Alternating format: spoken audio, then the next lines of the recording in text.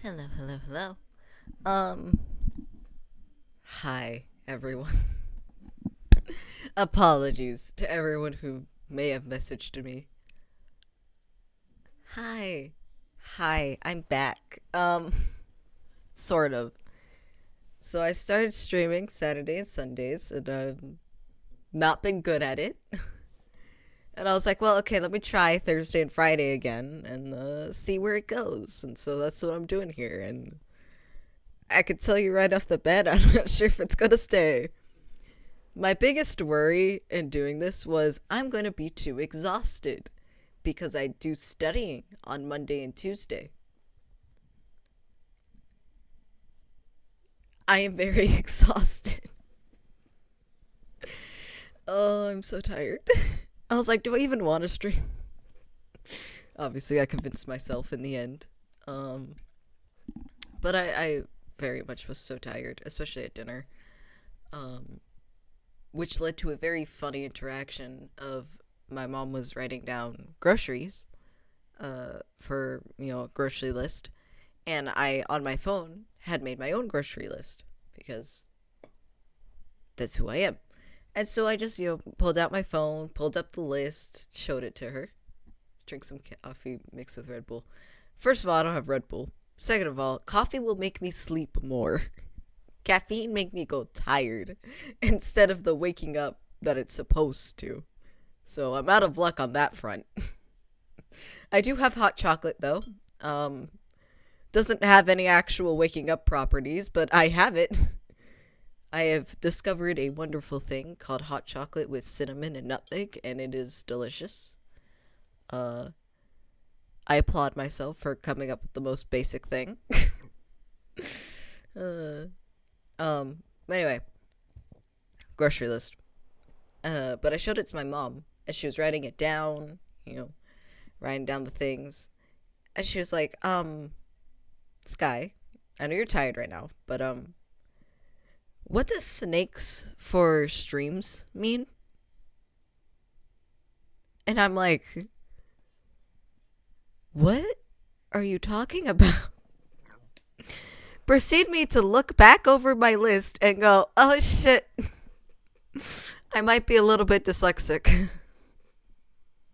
I meant snacks. Snacks for streams.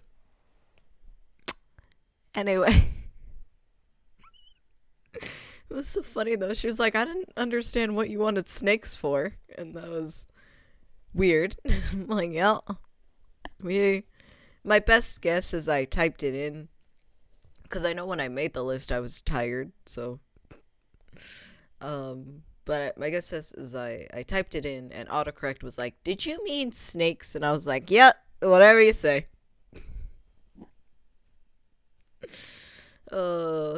It's funny though. Um, what else has gone on? There's something else that I've forgotten it. Brain is like snake food, snake food. Yeah, literally though. uh, I mean, I feel like if I hadn't, here's the problem with the two of us having. Sometimes we can read between the lines, but other times we cannot. And so sometimes it's like she would have been able to understand that I meant snacks. But other times she might have just been like, oh, this must be a weird Sky thing, and went to PetSmart and got snake food. Like, been like, maybe it's for a project or something. Like, I ask for weird shit sometimes. So I wouldn't blame her if she just thought, who knows, maybe it's a new thing he's trying. I don't understand him.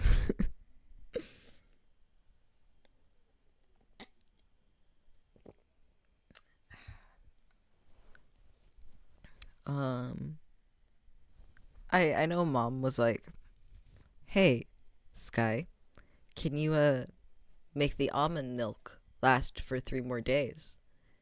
And I very tired at this point, was like, no.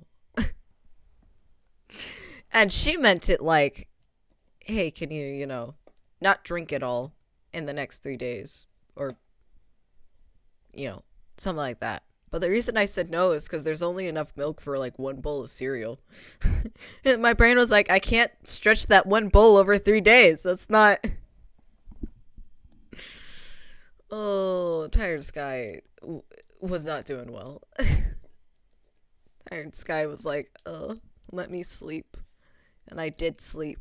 But apparently I slept wrong because my neck hurt when I woke up. And I was like, the fuck?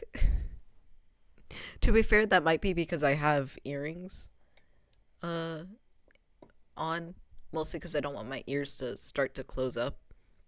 And I was like, I haven't gone out in a good while. Let me go put some earrings on to make sure it doesn't. And I meant to take them out before I fell asleep.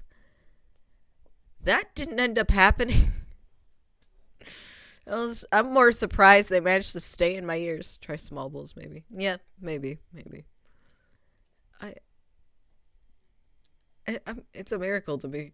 There is a interesting thing of I had this pair of earrings, and they were the trans flags, but made out of like little beads, and they were like sparkly beads.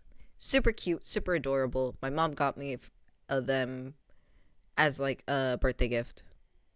Was wonderful, adorable. Until I fell asleep in them. And when I awoke, one was gone. I currently have the one earring. I put it away in my box of safekeeping. And I do know where exactly that is. However, the other one has been lost to time. I still cannot find that thing. My best guess was like, oh, it probably fell between the crack between my bed and the wall. It was not there. It was nowhere in my room because I did clean my entire room later, way after the fact, but I did not find it at all. So I don't know where it is. It is gone. The fairies took it. Did you eat it? I don't think I did. That was an actual thought that came to mind. Was like, did I eat the thing? But I didn't have any issues, I didn't feel like I swallowed anything in my sleep or, ate anything. If I ate it, then it's definitely gone. But I don't have any issues, so I don't think I did. Because it's not something I think you could eat that easily. But who knows? They weren't exactly small, but they weren't big either. Needless to say, I'm a lot more careful with my earrings now. Also, I love doing my nails, and I love discovering new stuff with my nails. So I did my nails after I took a bath, and I have a very pretty red, and I was going to use the red with this new sparkle I got because I hadn't had time to actually use the sparkle yet, so I wanted to see how it looked. And I was like, it sparkles, you can't go wrong with sparkles. And I was right. They look freaking awesome. I'm really excited to use the sparkles in other projects because it looks like twinkling little stars. And I love it. I want to make galaxies with this. But what I discovered was that my red nail polish shimmers.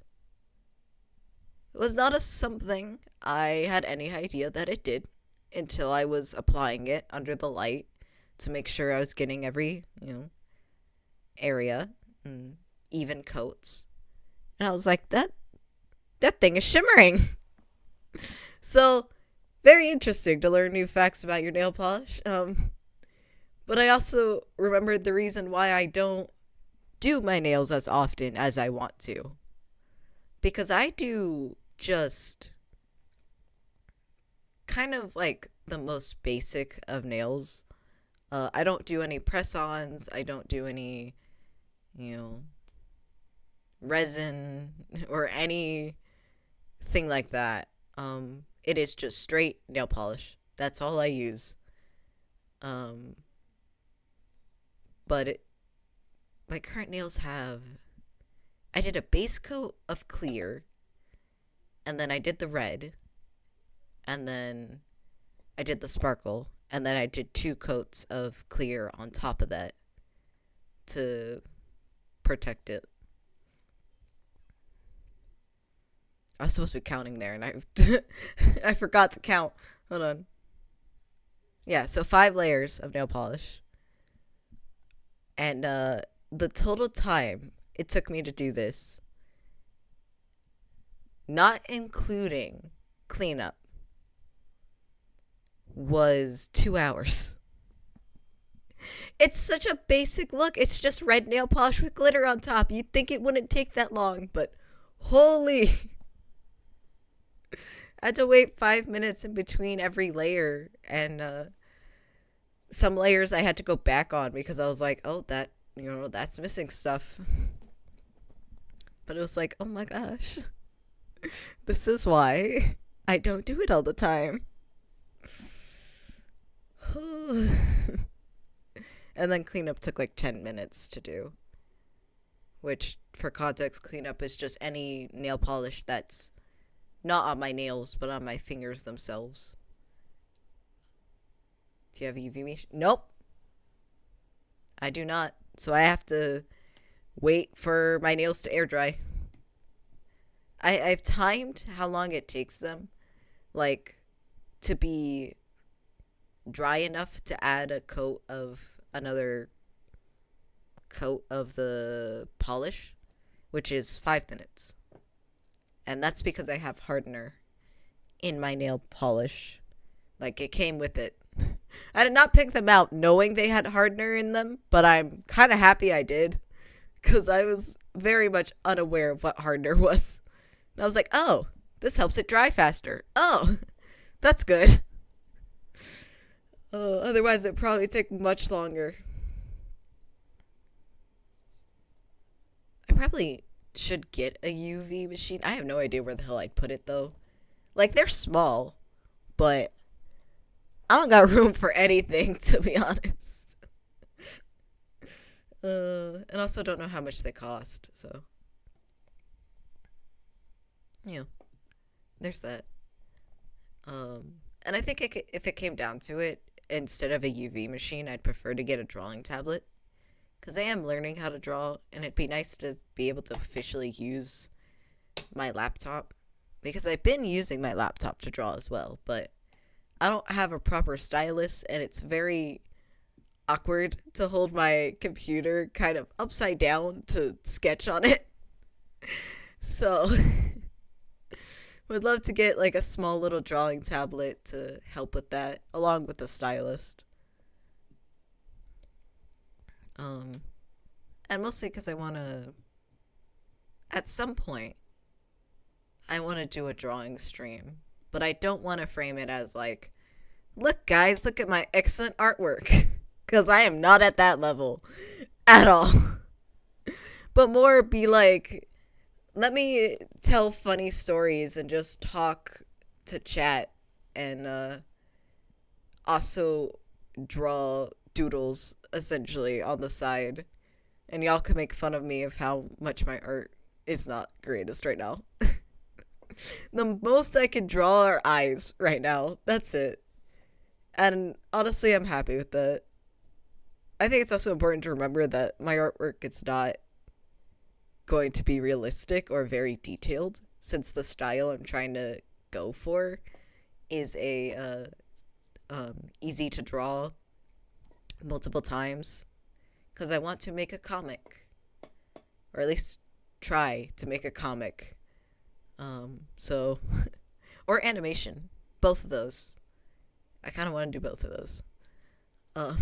So, don't really want to do too detailed of creations with that. my plan was let me practice a bunch and at least try and draw an avatar, right? For myself. But I forgot that I gave myself a wolf cut. And I have learned that trying to draw a wolf cut is a pain in the ass. I cannot draw hair for the life of me. People are over here like, eyes are the hardest to draw. Heads are the hardest to draw. Hands are the hardest to draw. Granted, I haven't even started on hands. But I'm over here like, hair? Why does it suck? Why does it not do the thing I want it to do? I have shifted my focus to drawing butterflies for a bit. Because I got so pissed off at the hair. Oh yeah. Trying to think if I've done anything else besides sleep. Not really.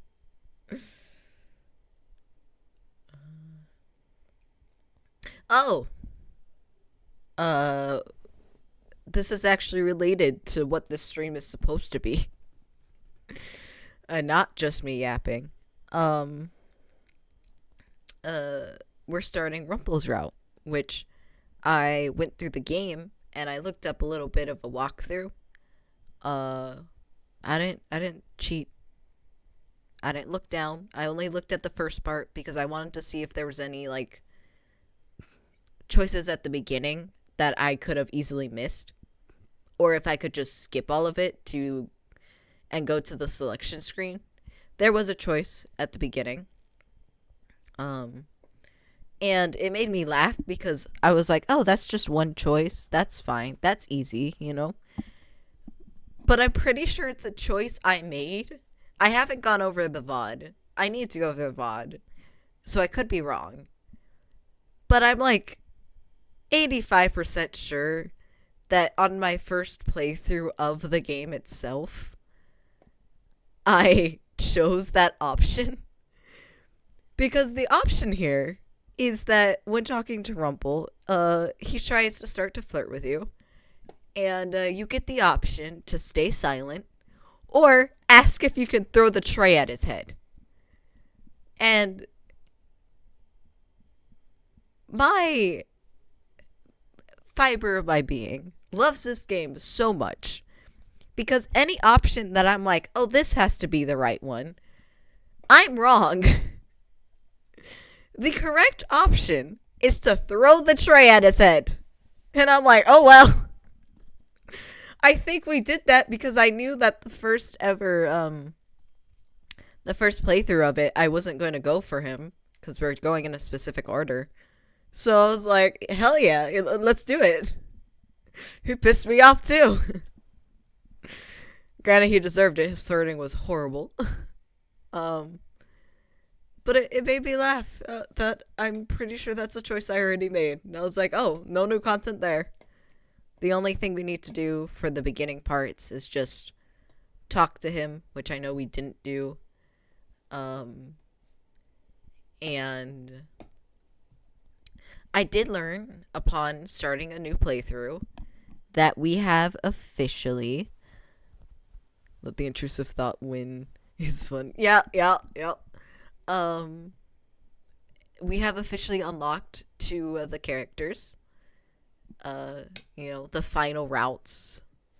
So after Rumple, I'm so excited because after Rumple, we go to like my second favorite route because I just adore him so much. And then we do the final route, which is, to me, he's like, the game developers themselves tell you that he's not, like, there is no true ending, you know? But to me, his route is the true fucking ending. It's just got so much lore in it that it's like, that's the true ending there, you know? So that's why his route is last and the finale to it all.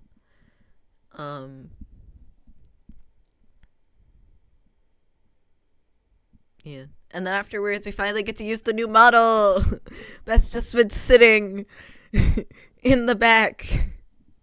I know, like, technically it's digital, so they can't, like, get dusty or anything, but, like, girl, I made her, and she's just been not used at all, and I feel so bad. She's been sitting there waiting for her time to shine, and I've just been like, yeah, about that. My bad. But we get to use her and do all the bad routes, which will probably just be one stream, since I don't think I have to do too much for it. I think I just literally just have to do poor model. I know, poor model. She's such a pretty model too. I love her. And actually looking at the polygons and things that make the models move. I'm not gonna pretend I know any of that shit. I just build the model off of things other people have, helped supplied. But she apparently is less than everyone. So I'm very curious on how she's gonna run. Because Melody here runs like a freaking dream compared to my other models. I'm like, how the hell? My best guess is just, I don't know. So that's gonna be interesting. Especially because she has like this adorable thing in her outfit that I'm just like, I want to show off so badly because it's so cool, and the person who made it, all my heart goes out to them because they made it free and they were like, yeah, anyone could use it if you want to. And I'm just like, you made this incredible thing and you're letting anyone use it? So yeah, they are obviously everybody who helps, with pieces of the outfits are always in the description of videos, because all my love goes out to them for allowing people to use what they've created and have fun with it, Am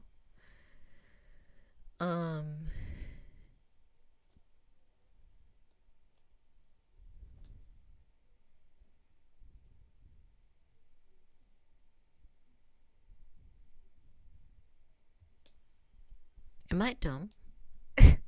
I'm like, what? Loco, what's the last word? Please give me a description, because my brain's just like, word.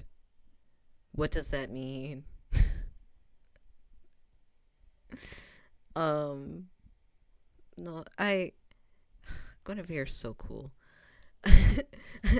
I do love, I named these models, and I Guinevere's had her name for forever now. She still hasn't been shown up.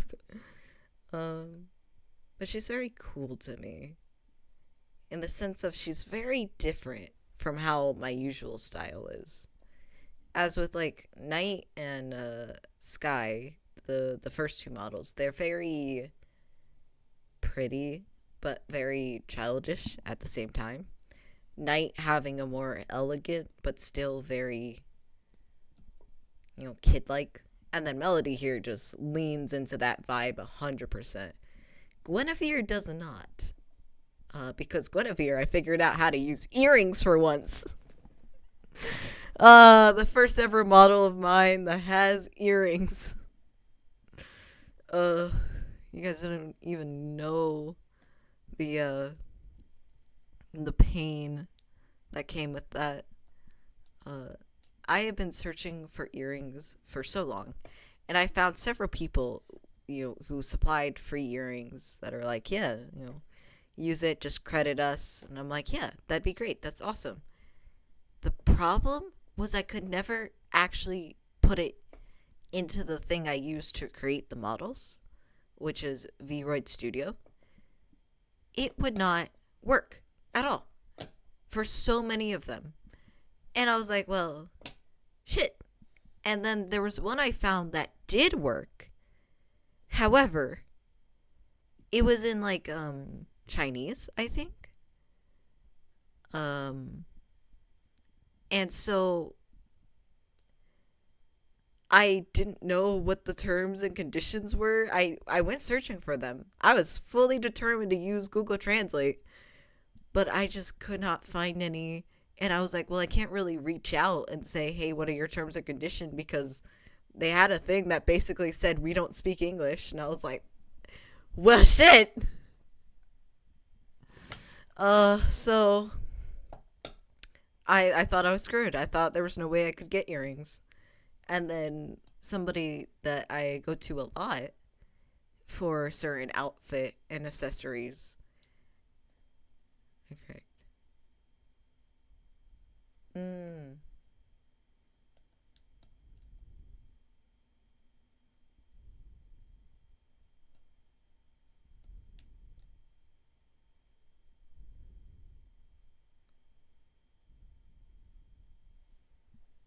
Hmm. God, my brain's so like lagging right now. Autocorrect sucks. Hmm.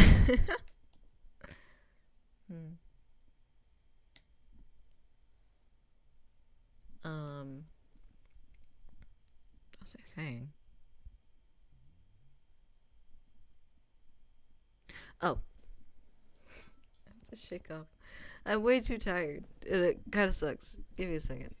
Though I need to drink some of my hot chocolate.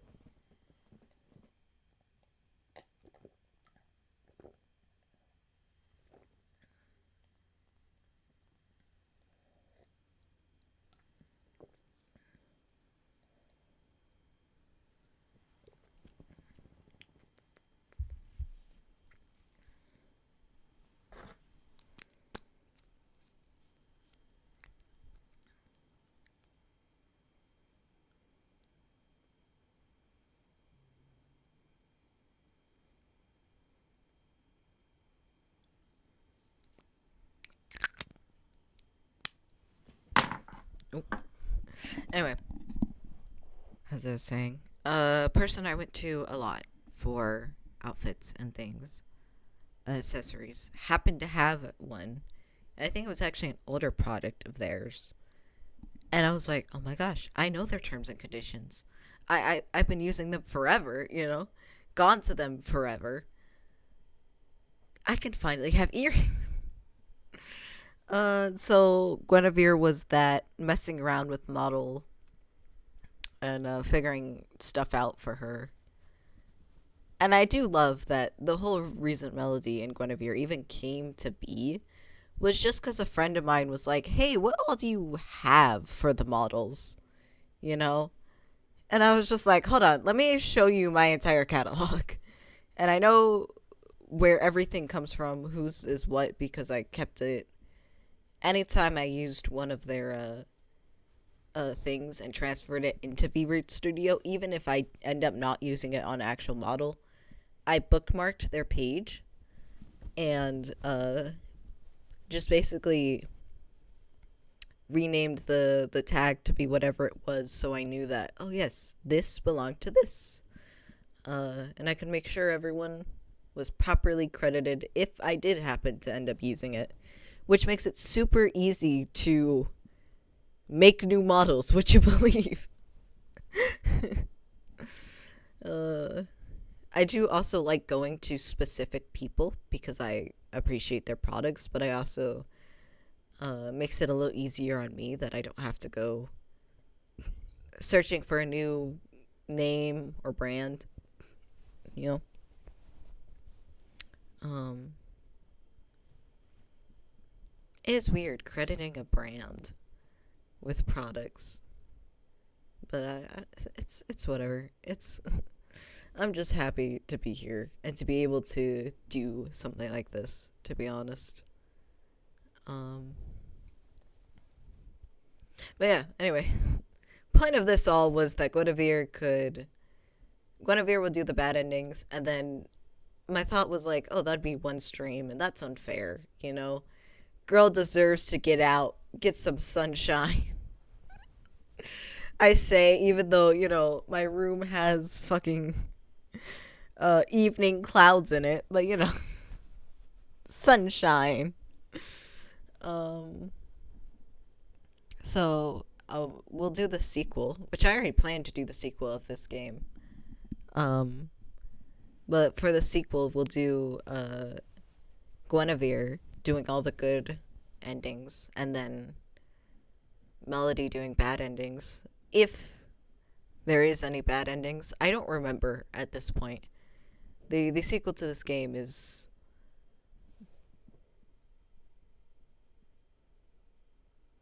Okay, I thought I heard a knock on my door. Anyway, sequel to this game is awesome and incredible, and I don't remember any of it. I just remember it was awesome and incredible. So, you know, that'll be interesting to go over. I'll probably remember more while playing it. But as we learned with this game, even though I played it before, and I know a majority of the routes, there are things I forget. Such as last route being like, ah yes, you must stab the person you love. Oh shit, I forgot about that. Whoopsie daisy. Whoops. Or in Karma's route that a man just dies in front of us, you know. Is that the game where got lost in the cave? No. I have not got back to Everlasting Summer yet. I like Everlasting Summer, okay? It's a good game.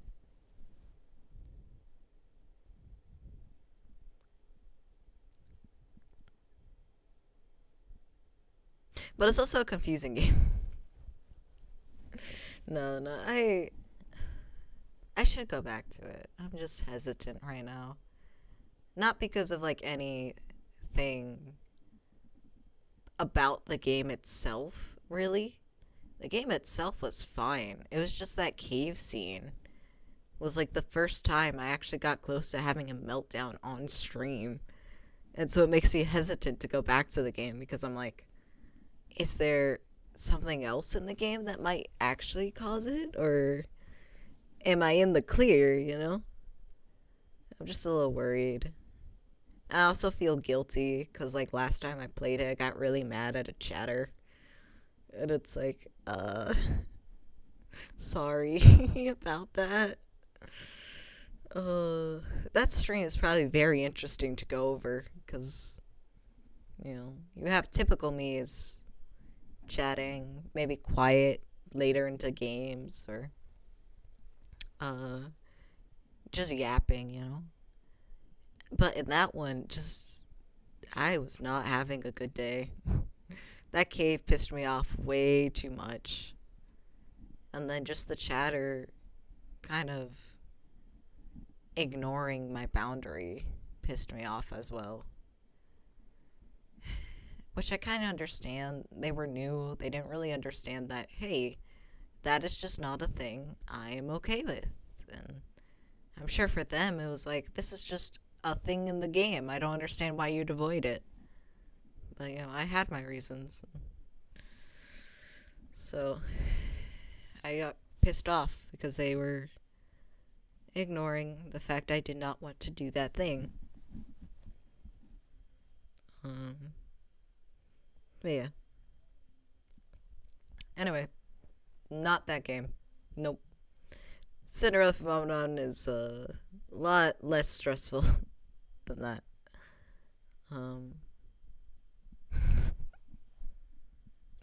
I love how I'm remembering Everlasting Summer and the different things in it. And I remember that there was a card game, and I'm pretty sure I lost in like 2 moves. Everyone was like, how the fuck? And I'm like, look, I skipped over the instructions. I didn't understand them. I just remember that. Anyway. I should probably get to the actual game. It's oh my gosh. Has it been? Hold on. It's been 35 minutes already? Goddamn. Well. Anyway, to the actual game itself.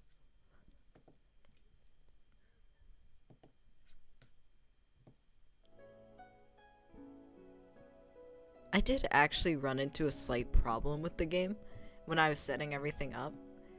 Not like the game itself. Yeah, yippee game. not the game itself, but when I opened it up, it usually would be at the perfect size for stream, right? And when I opened it up today, it somehow resized itself. And I was just like, what? You're not supposed to do that. So I had to spend time like fixing the size of it, and then also fixing it on the overlay itself. So that was fun. It just baffled me that the game decided, nope, I don't want to play by your rules.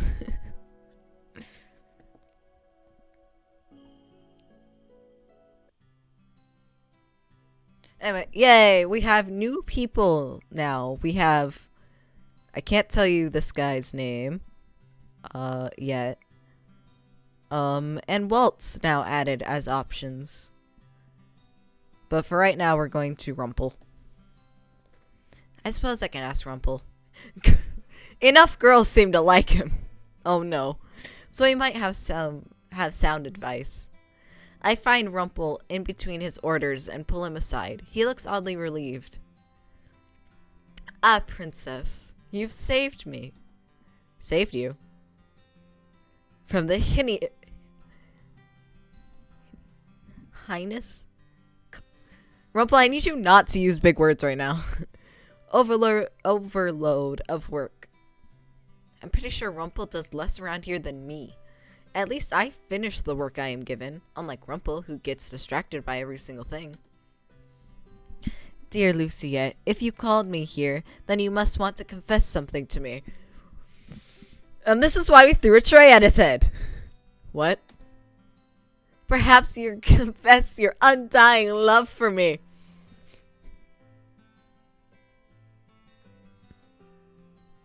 Why am I doing his route again? It's fine. It's okay. Creepy man. Yeah. This is why we throw it straight.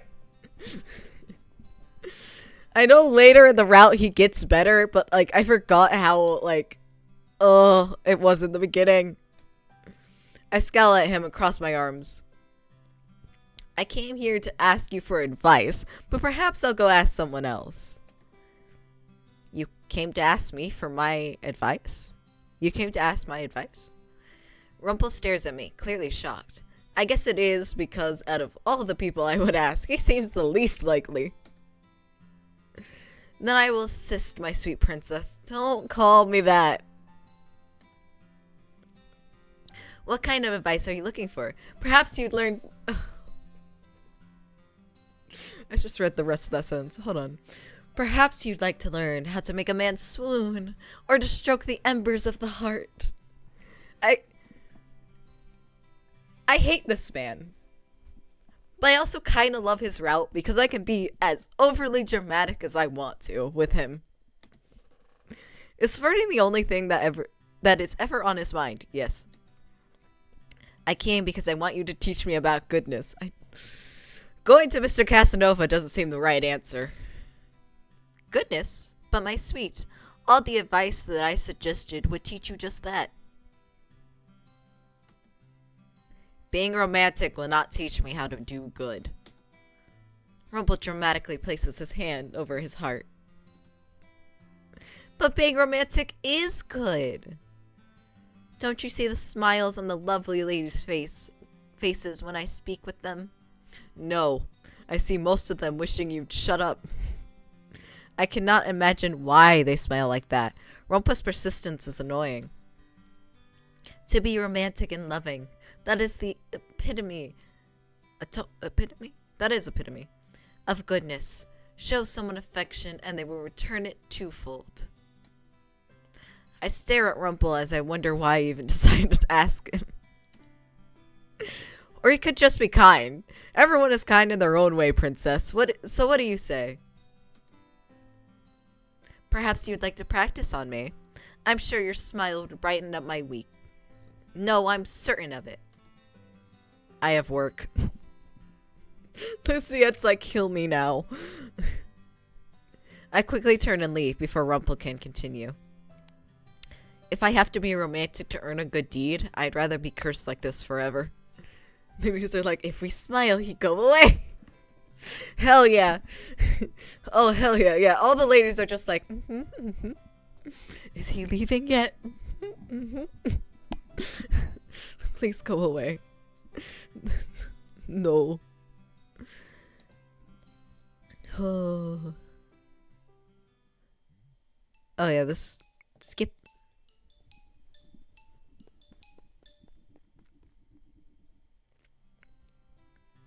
Oh, what happened? What happened? Oh no! I actually hit an option. Ah. Yes. That pisses me off. What did you do? I actually hit option. The thing is, I love that there's this forward button. However, last time I used it. Oh my god, it worked this time! Oh! Last time I chose that option, like to forward it. Because the forward button is supposed to skip to the next choice. It did not work. Okay, it gave us an error code. And I was like, So glad it actually worked this time. We're not going to use it often.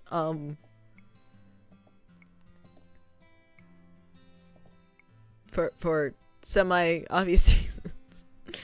I don't want it to break again. Anyway, we gotta talk to him again. I find Rumple taking a break at one of the tables. Surprisingly, he is by himself and not surrounded by the usual blushing ladies.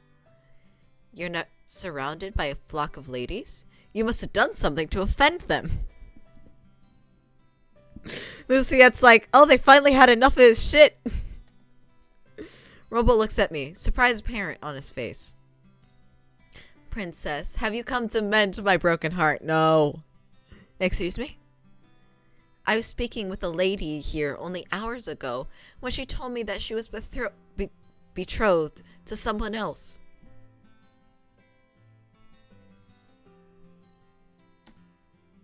That happened hours ago and you're still sitting here? Rumple. I love that Rumple. It's like there's nothing wrong with flirting, okay? And there's nothing wrong with asking someone out and feeling a little heartbroken that they're with someone else. But most people have the sense to just go, oh yeah, that's fair, and walk the hell away. Rumple, on the other hand, is like, I shall flirt with you, even though you've made it very clear that you do not like the fact I do that, and that you very much despise it. I shall still flirt with you. And that is my biggest issue with him. It's like, no. Listen when people say no. Because, like, if somebody used some of the lines Rumple uses, like, just because there's a goal doesn't mean you can't. Exactly.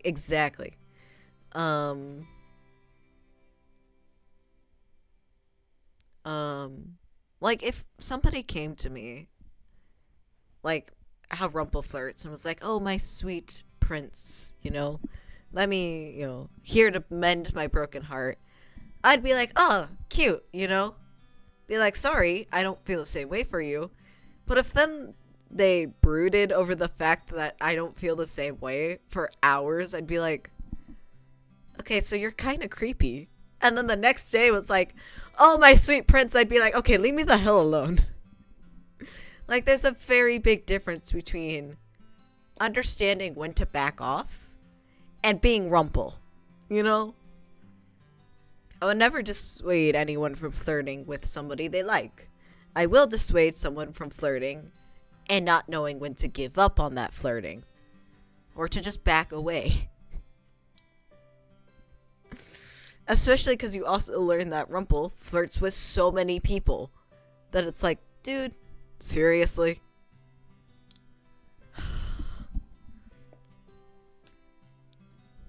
Rumple places his chin on the palm of his hand, looking very tired. In the morning, the heart is a fragile thing, princess. And it'd be one thing also if he was doing all this, like, jokingly, right? If this was all just an over-dramatic act, I'd be like, okay, pretty funny, you know. Funny. But it's very clear that he's not. And he's completely serious. And it makes me just want to strangle him. Won't you help heal my shattered heart? Rumple stares at me when I do not answer. It would count as a good deed, you know. Helping you would count as a good deed. Doing things out of kindness of your heart is a good deed, princess. The kindness of my heart? Why would I want to help you when you've done nothing for me? Kindness isn't a thing that needs to necessarily be returned, princess. Single instances of affection can make a heart lighter. Why does he always go through the trouble of making his words sound so much fancier? I will not help you mend your broken heart, because that would be an act of stupidity, not kindness. Rumple's shoulders slump as he frowns. Ah, now my heart is even more fragmented. You suffer from a broken heart every day you are rejected. Of course, because to pour your heart out to someone only to be rejected is a cruel fate, princess. You probably deserved rejection, what with the way you flirt with everyone. So no, I'm not going to help you. Deal with your own broken heart. I turn around and walk away. The act Rumple puts on are annoying. Agreed. Anyway. Yes.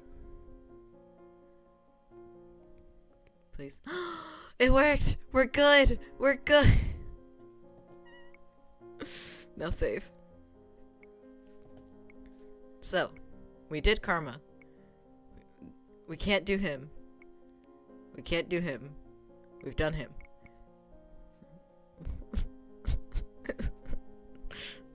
I know it's in the title, but I really don't wanna.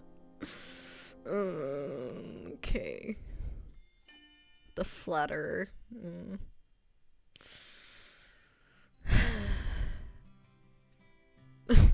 I don't know why either, Lucia, honestly. I know that later on he gets better. He gets better. Just keep telling myself that. We'll all be good. I do not know why the first person that popped into my mind was Rumple. Just because he puts a smile on ladies.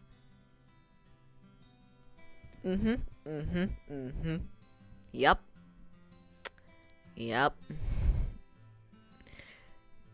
Just because he puts a smile on ladies' faces with his flirting does not mean he can help me do a good deed. And yet, here I am.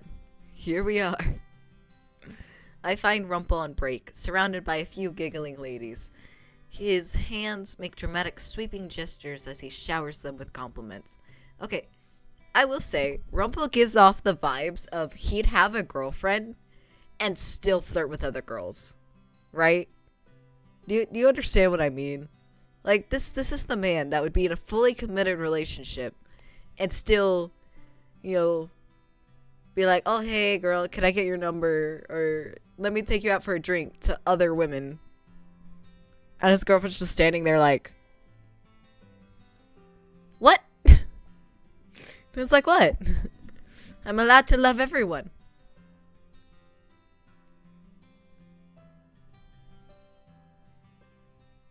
And then she'd slap him and I'd be like, hell yeah. He's definitely not Johnny Bravo at all. Johnny Bravo is cool. I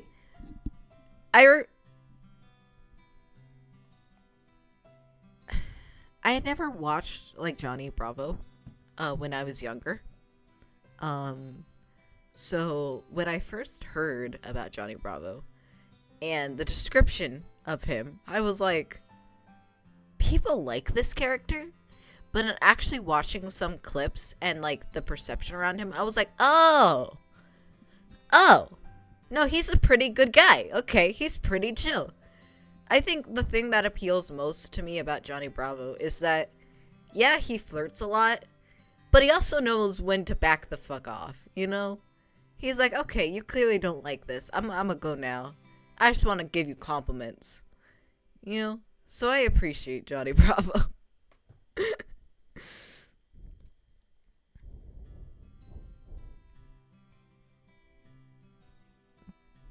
Uh-oh. Come on, phone.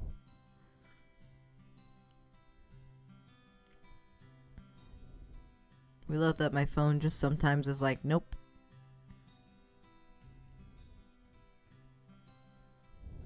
Come on. There it goes. Okay. We're good. Oh yeah. Hello.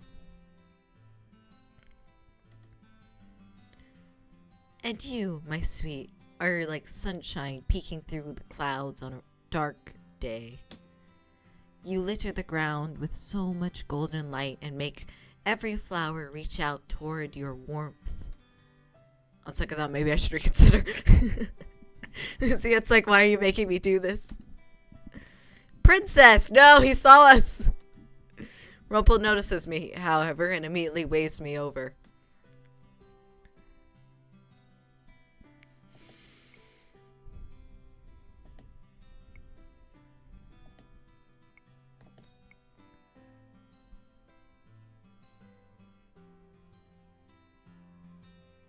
Nope.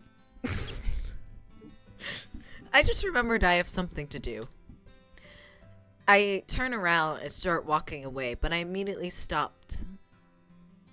Yeah. When I feel Rumple's hand on my shoulder. I slap his hand away. Fierce as always. You remind me of a rose with thorns, princess. Say that to Karma. He leans closer and winks at me. But those thorns are what make the rose so alluring. After you just called a... Why are you always so persistent? Or do you want me to slap you again? Your slapping me is but a small blockade in the road. Oh my god. I will never give up on you, princess. Please do. Does he enjoy it when I purposely try to ignore him? Oh god, he's a freak. The most beautiful sparkling gems are buried deep within the ground and take much effort to unearth. What?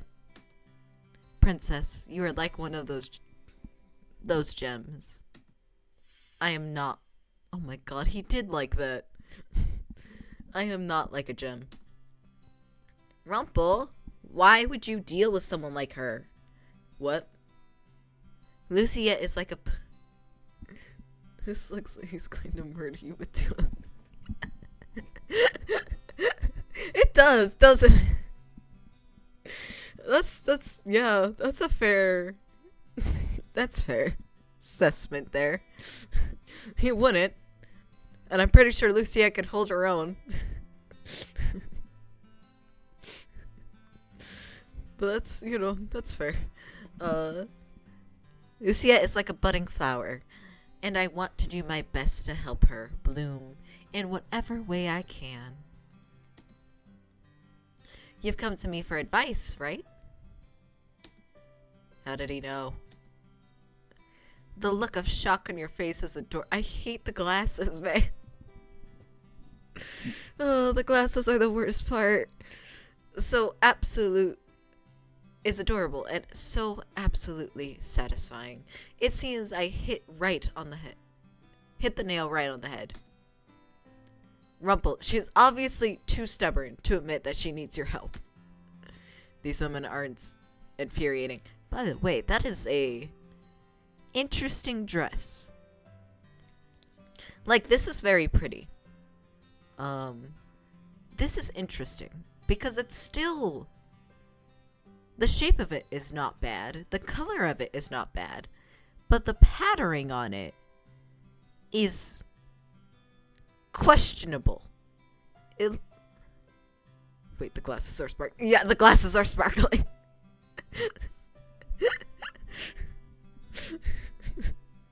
Mr. Anime protagonist over here. Or not even the protagonist. You know the tech geniuses when they push their glasses up and it starts sparkling? Yeah, this is Rumple.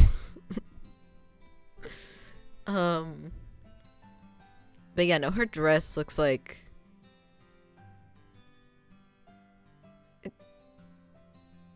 It looks like a child drew the patterning on it.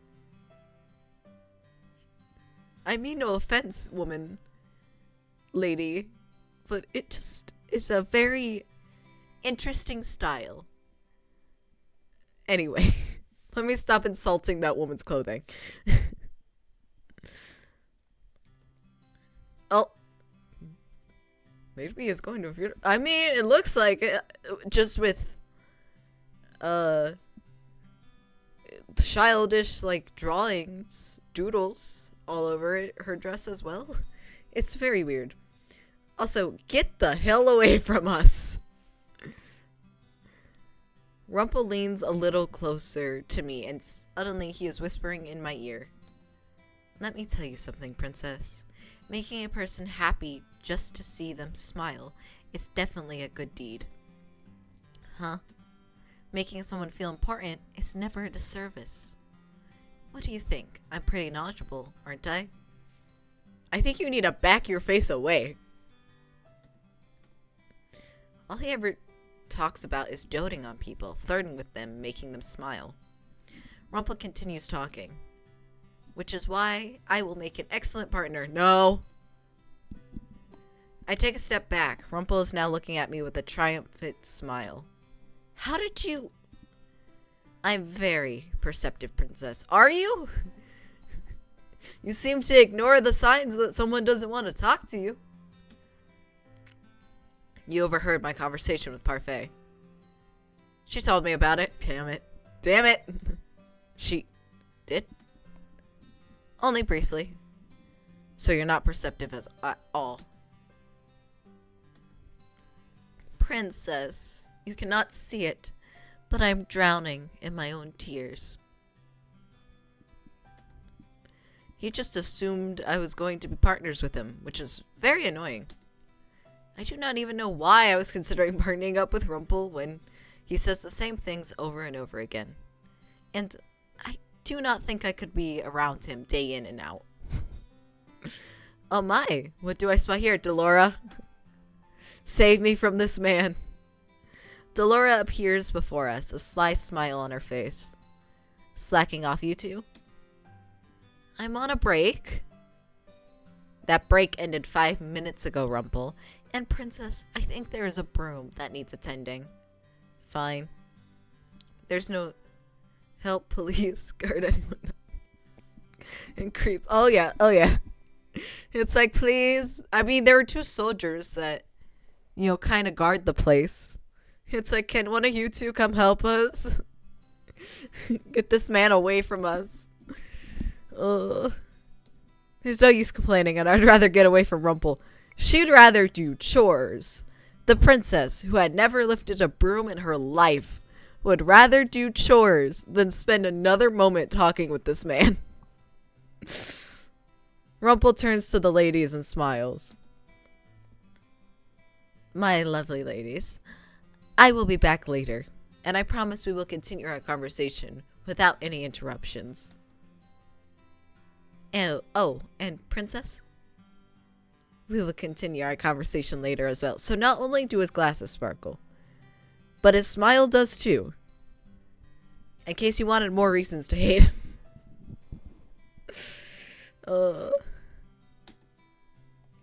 I walk off before Rumple can try and shower more of his compliments onto me. Making a person happy just to see them smile. Can such a thing really be considered a good deed? That's a great question, Lucia.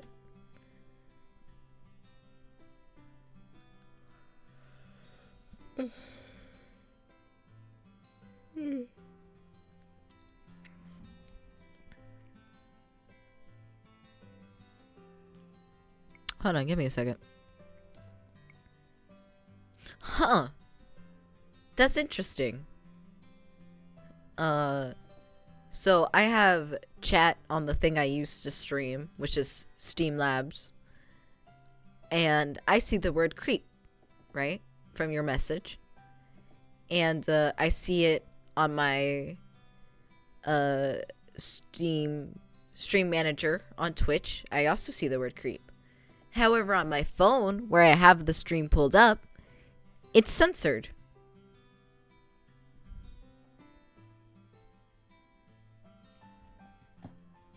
Message blocked. Would you like to see this message? It has been hidden for you based on your chat settings. I have chat settings? Apparently I need to go through that on my phone. I just found that interesting. It was like, yeah. I was like, what? Apparently the creep is, creep. Such a dangerous word.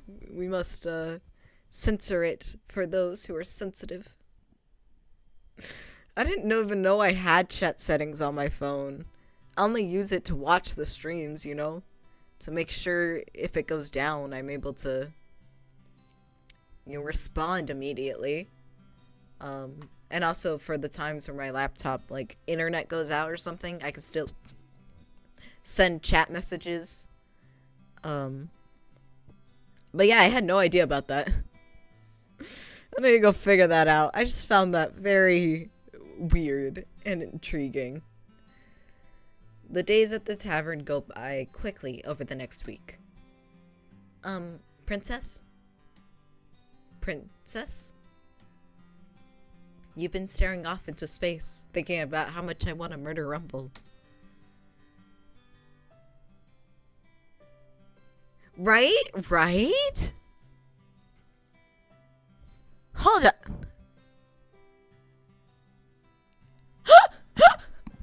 They censored Lamau!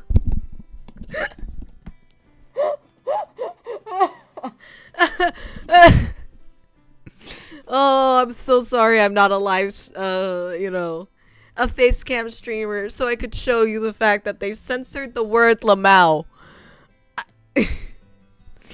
What are these settings? Why is Lamau censored? That's even more harmless than creep is. Oh my gosh. I'm glad to know that it's just on my phone. Like that it's my chats, like, or my phone's chat settings. But also, what the hell? You know, the most dangerous word. Lamau.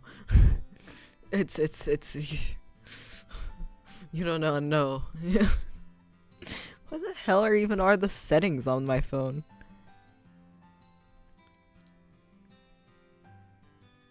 Okay.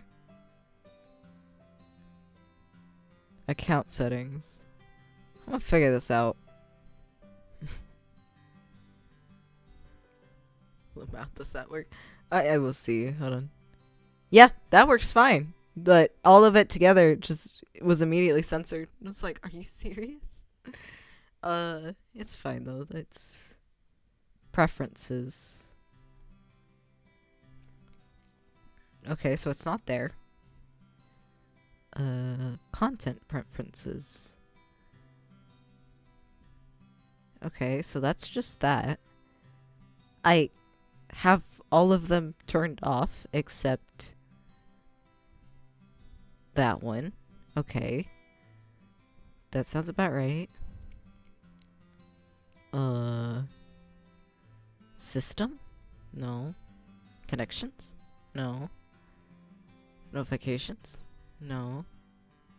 Security and privacy? Summon, hide, ad tracking. Hey, why is ad tracking turned on? No. Where the hell are the settings for this? What? Is it edit profile? No, that's just me. Okay.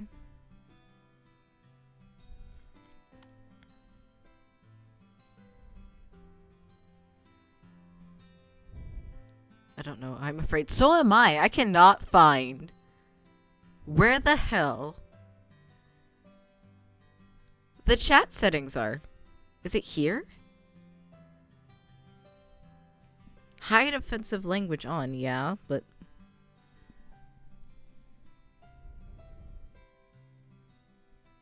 Is it... Hold on. So... Chat filters. Enable filtering in chat. Makes sense. Discrimination. Turned on. Smart, right? Sexually explicit language. Makes sense. Harassment. Makes sense. Profanity is turned on. And here's the thing, though. All of these make sense because I've never touched this before, so it makes sense they're automatically on. However, is it because profanity is on that Lamau was censored? Seriously? Twitch, come on. Come on, Twitch. And I feel like harassment is why creep was censored. So I'm turning both of those off. I'm gonna leave discrimination and sexually explicit language on, I guess.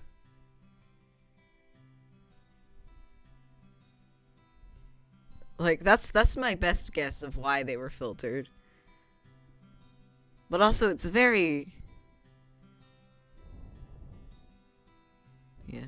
Very hard to find those damn settings. I had to go to the chat itself, and then way down it says, My preferences, readable colors, animated emotes, and hide offensive language on. And you can click the hide offensive language. Thankfully, I tried that out because I would not know if I had it. Okay. Yeah, I've not touched these at all. Anyway, maybe it'll be better now. That's so weird. I think the only thing I've done with the chat is just put the little thing that's like, hey, don't be an asshole. And then put in specific words, specific slurs that I didn't want slipping through the cracks. And like, that's it. That's all I've done with chat. So I didn't know there were more chat settings. I didn't even know I had my own chat settings versus one set up for my chat. That's so weird. Need a drink.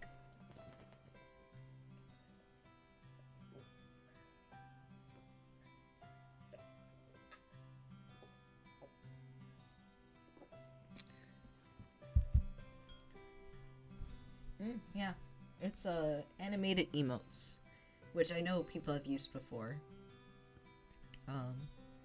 In chat, I love looking at emotes. Very much so.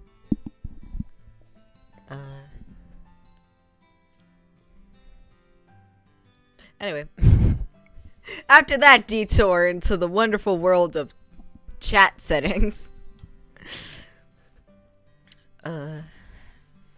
I was just thinking, I just finished using Mr. Broom, and now I am helping Anise sort some of the shelves in the back. Rumple has taken up serving for today. Oh god. The women always enjoy him, but the men are always glaring at him. How has he not been punched yet? They're jealous of Rumple, I think. Can you really call it jealous when he's flirting with a guy's girlfriend? Like, does that still count as jealousy, or... But she's told you she's taken and you're still here. I mean, I guess it is technically still jealousy. It's just a different flavor of it. Who? The other men. Anise looks over at the men that are glaring at Rumple as he drifts between tables. I'm worried about Rumple too. I'm not. What are you talking about? You were looking at Rumple with a funny expression on your face. I was? I probably wanted to kill him, that's why. No, I wasn't. My words are clipped and my voice is cold. Anise looks at me sadly, but I do not care. What I do is none of her business. I think the girls are jealous of you, too. Oh, great. Why are they jealous of me? What? I glance around the tavern and notice that there are girls glaring at me. I'm not unaccustomed to these glares, since people have always looked at me this way. During the times I left the palace, people gave me the same looks. But this feels different somehow. Why would they be jealous? Because you're Rumple's partner. And I bet he ran around telling people that too, didn't he? That's why. Oh no. I am not his partner. You're not? But he's been telling— I knew it. Everyone that you are. And I bet he's not clarifying either. I bet he's just like, yeah, by the way, Luciette's my partner. And all the girls are like, he's dating? How? What? And when? Yeah. Yeah. Uh-oh.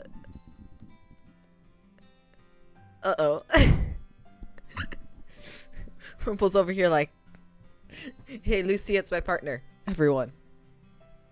She agreed to date you? No, no. I'm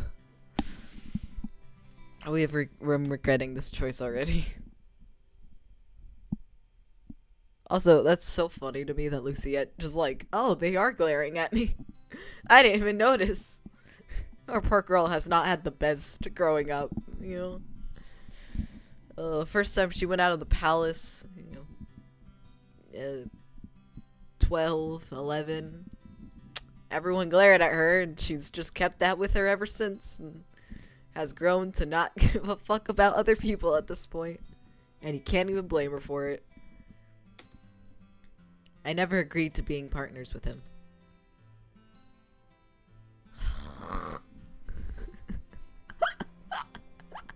That came from the back of my throat, damn. Okay. Hold on. That hurt.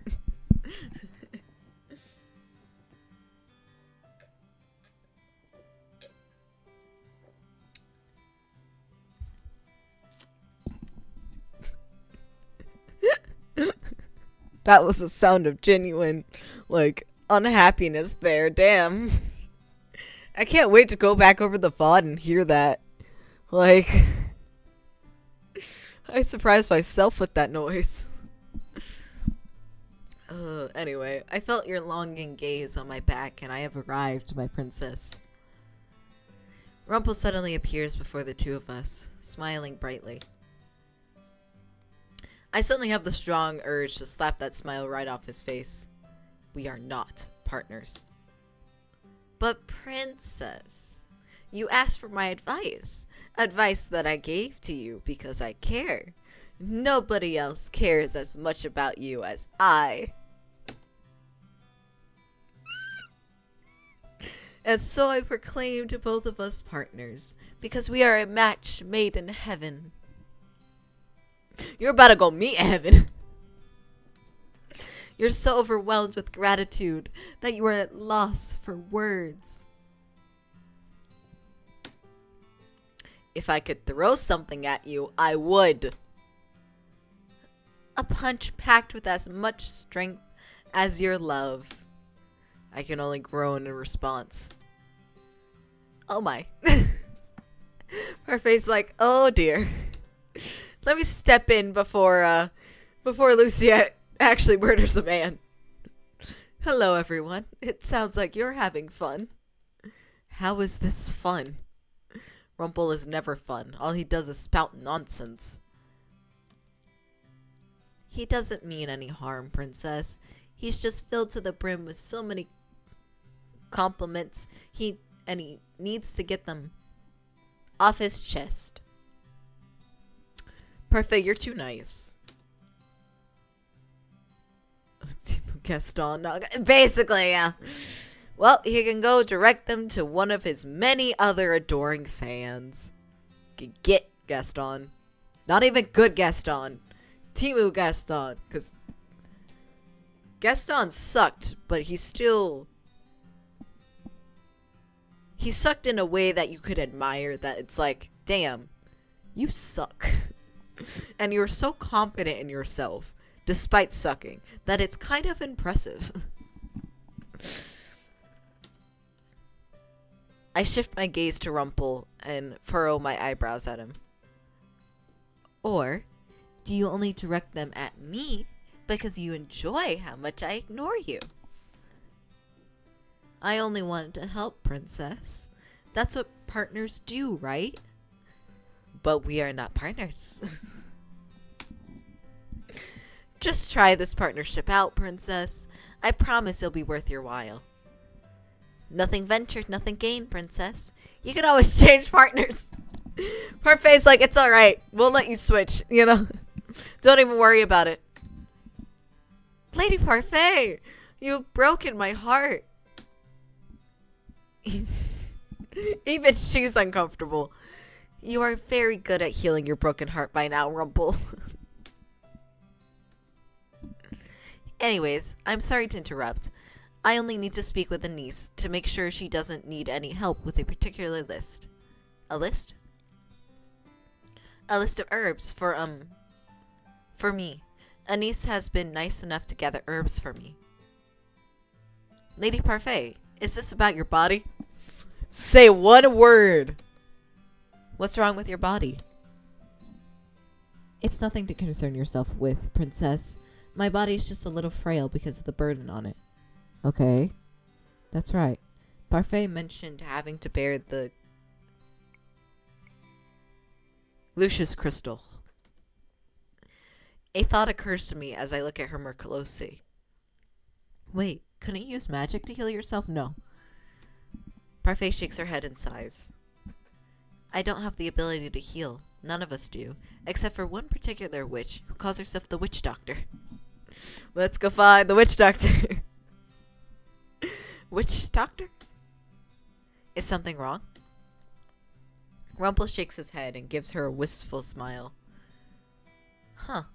That name just sounds familiar. What? It's like you heard about her from someone else before. Humans do know of her existence after all. There's a whole song about it, Rumple. A witch. She's not a fairy? Well, flying close to the sun there, Rumple. For some reason, I thought fairies would be more likely to heal people, not witches. That's a fair idea. She is indeed a witch. That is what they say. Though I've never met her myself. She's the only one that can heal illnesses with magic. She doesn't associate with other witches, though, and keeps to herself. Nobody has known where to find her for a very long time. Suffice to say, we could never seek out help from her, even if we wanted to. Parfait shakes her head. No, unfortunately not. Rumple looks grim, but Parfait quickly dissipates the gloomy atmosphere with a clap of her hands. At least he didn't say anything about her body, you know? If Delora was here, she would say, alright, story time is over. That was all very interesting. Interesting, but it does not really help anyone. Your body is the way it is because of the Great War, then. Like I told you before, the Great War has made my body a lot weaker. This is something that cannot be healed. And I don't have an heir, so... Parfait looks ready to say something, but she goes silent. She has a sad look on her face, and I don't understand why. Anise immediately speaks up. I think I'll be okay, Lady Parfait. I was actually going to go on an errand run in a few minutes. Do you need any help? For fuck's sake. We got a small reprieve of him not flirting, and then I would be more than happy to escort a lovely lady like yourself around town. Anise pulls a list out from a bag nearby and holds it out. There are only a few items on the list, as far as I can see. Don't worry about it, Rumple. It's not much at all. Rumple stares at the list. His expression suddenly smooths into something more serious. So Rumple doesn't have any memories. Is important to note. Like, he has amnesia. Which is a part of his curse, which is why we're calling him Rumple. Because he has the Rumpelstiltskin curse. Rumple, buddy. What's going through your mind here? May I have that? Anise hands him the list, and he slowly takes a pen out from his pocket. I stare as he looks over the list quietly, then scribbles some things down at the bottom. Afterwards, he hands it over to Anise. I've added some things that might be helpful. The herbs on the list are for joint pains, and you might want something a lot more general. How does he know all that? That's a great question. Everyone is staring at Rumple with wide eyes. Even Parfait looks impressed. You've used herbs before, Rumple? Maybe? I don't remember. But for some reason, names came to the top of my head when I was looking at the list. Thank you. It's always my pleasure to help a lovely lady. Now, Anise, please let me accompany you to town. I would love to help with whatever I can, and more names might come to me. That sounds nice. Thank you, Rumple. Rumple turns to me, a mischievous smile on his face. Whenever he looks at me like that, I know he's going to suggest something ridiculous. Princess Luciette should accompany us. For the experience. I do not need experience. How are you going to shower people with compliments if you know nothing about them? Being out in town would be good for you. Rumple has a point. The more you expand your world, the more willing you are to learn about people. I do not need to be lectured. I think got cursed for trying to steal someone else's lady. That is a good point. He might have. I don't fully remember how his story goes, but I remember some key points in his story. And it's interesting. I'll say that. I don't think you're that far off the mark, though. I don't remember. But I remember there was a lady involved. I do not need to be lectured. Oh, princess, it wasn't meant to be a lecture. I'm just letting you know that the experience is invaluable. Oh, I gotta readjust. Hold on. Wish. Wait.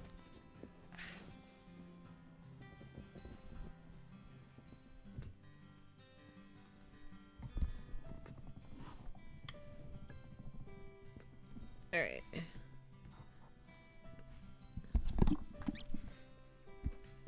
We are now ready to continue on. It's called an undercut. Uppercut, yeah. Absolutely. The witch just had enough and was like, ugh. Let me punch you. Come on, princess. Let us escort the lovely Anise around town. What about your work? Rumple puts a finger to my lips and grins. Do not touch me!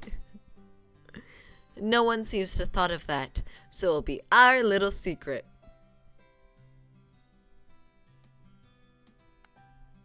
I slap his hand away, but he grins at me joyfully. Joyfully? Whatever. How did I get dragged into this? Please don't stay out too long. We won't. Parfait, you're too nice. I make my way into town with Rumple and Anise. The majority of the conversations we have are one-sided, with Rumple giving us both the usual compliments. Both Anise and Luciette are over here like, hell yeah.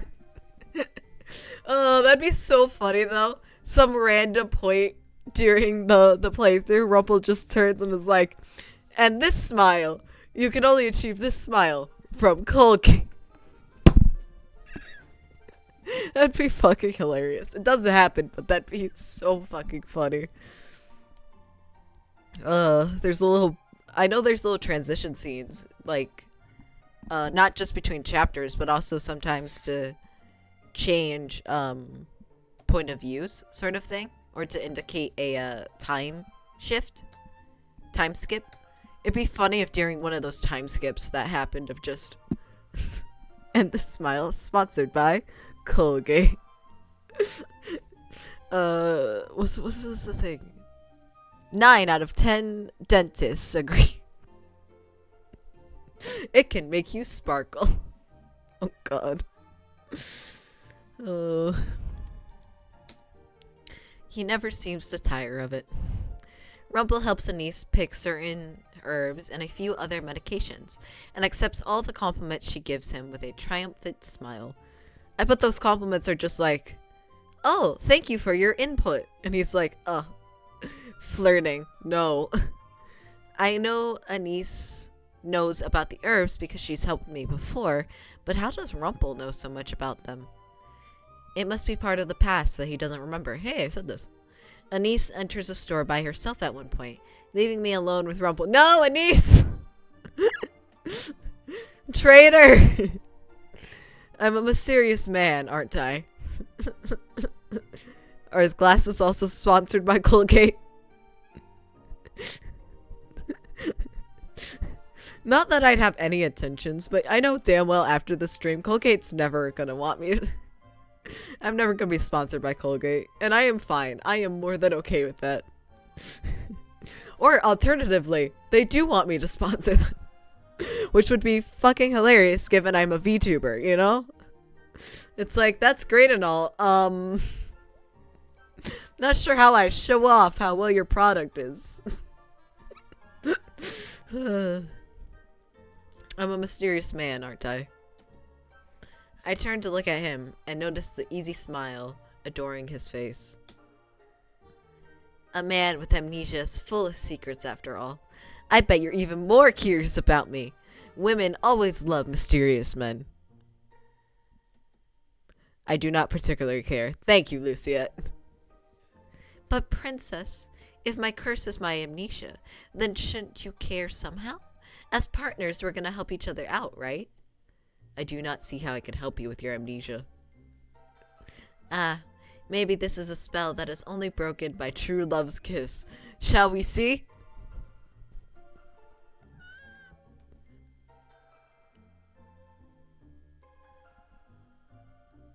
I wish I had better motion tracking so that I could show you guys how wide my eyes got as he said that, of just like, the fuck you saying? He leans toward me, a playful smile on his face. I am accustomed to this behavior by now, so it does not faze me, and I merely sigh at his nonsense. You already said yourself that you need to gather entries from some kind of journal. Ah, princess, you're no fun. A little kiss wouldn't hurt anyone. I would die before I kiss you.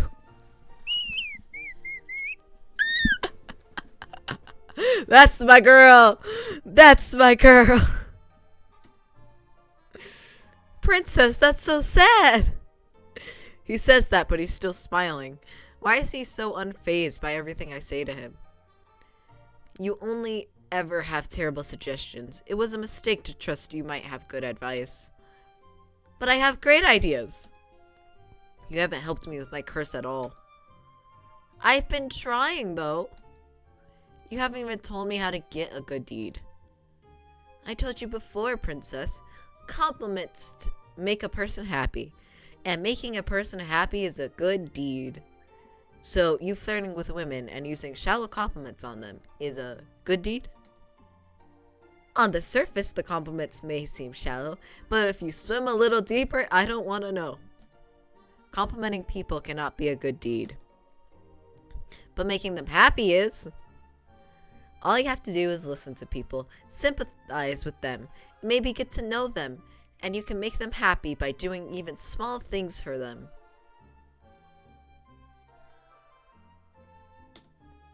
Women enjoy the compliments, princess. You know who he reminds me of? I read this actually good story about this guy, and he, oh my god, it was a story about a gay couple, and it was a comic, and we are immediately introduced to the guy, and his best friend is a playboy, and the guy's just here like, why did you tell me to come over when your girlfriend is there? You know, why do I have to be here? The guy's like, well, cause I wanted you over. And the girl leaves and it's just like, I'll see you later. And the best friend is just like, dude, that is a completely different girl than the one I saw you with Saturday. What the hell? The guy's like, oh yeah, she's my new girlfriend. It's like, oh my, are you cheating on them? No, we have a group chat, and they have a scheduling of who hangs out with me when. Needless to say, the best friend, who has been harboring a one-sided crush on him for years, is like, I'm fucking tired of this bullshit. And I'm like, I do not blame you. He ends up, I kind of loved the story, did not make it be like a guy said sorry and now they're together. Because like, I don't really like stories like that.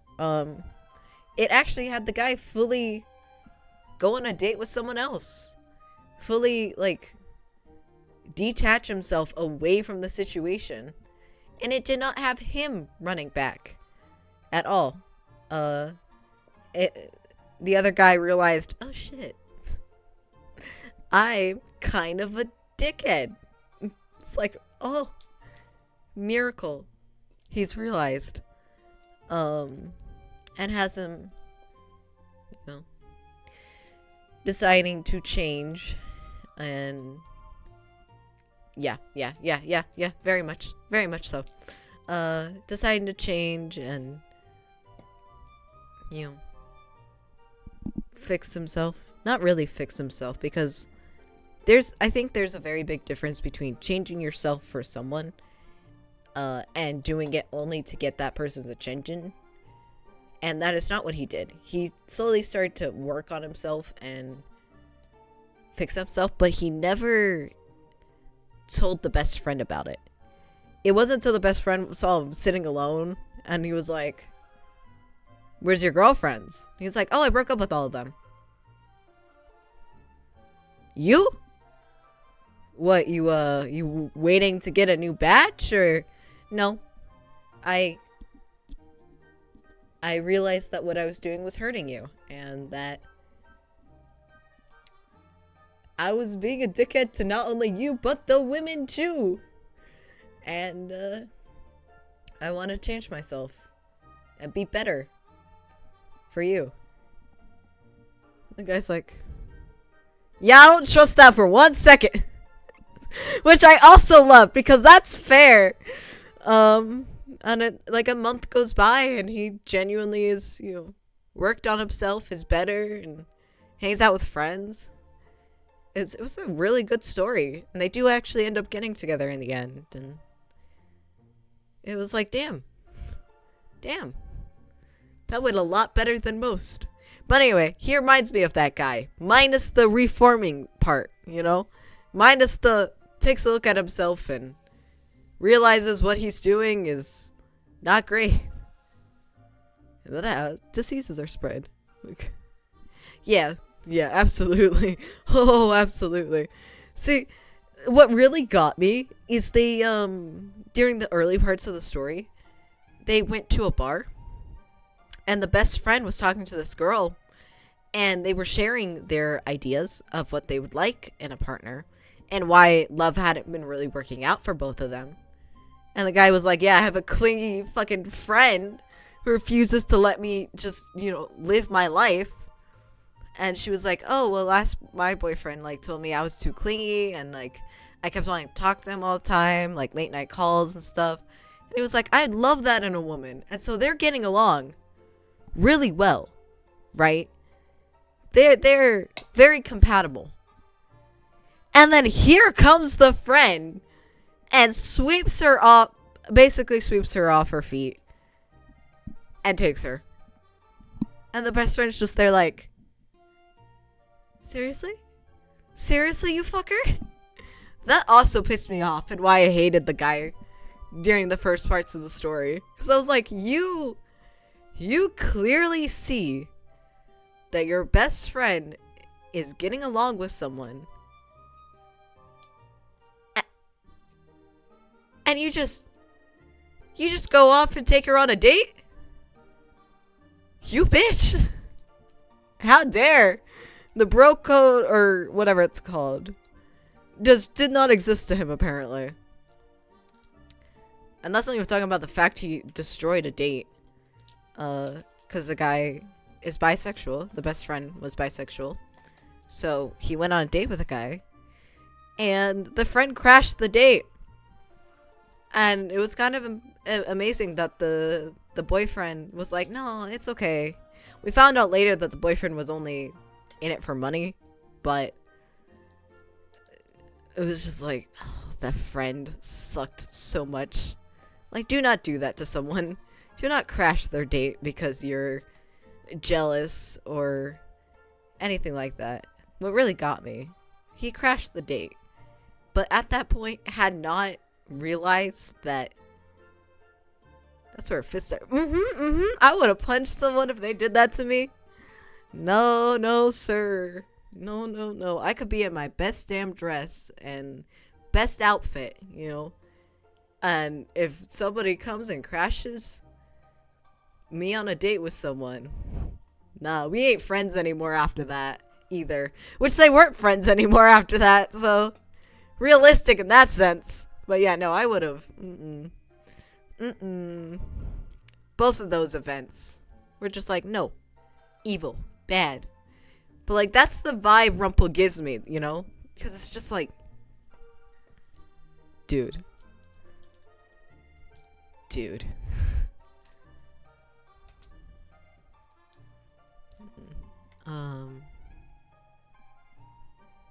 Anyway. Back to this man. Tell me you've never had a girlfriend without telling me you've never had a girlfriend. Enjoy compliments, princess. Besides, how else could I see such beauties and not compliment them very easily? It would be a disservice. You give compliments to people you do not even care about. Princess. Rumple's voice trails off as he stares past me. His smile falters for a few moments. A look of confusion ripples his features. I turn to follow his gaze and see a boy staring at us. He is shyly hiding behind some kind of notebook. Rumple. There's that seriousness again. It was the same thing that happened when he added something to the list for parfait. Suddenly, the expression changes into Rumple's usual bright smile. Hello there. Would you like to come and speak with us, young sir? You don't remember me, sir? Rumple! Rumple, I swear to God. Oh, do I know you, Rumple? Oh, okay. It's better than I was thinking.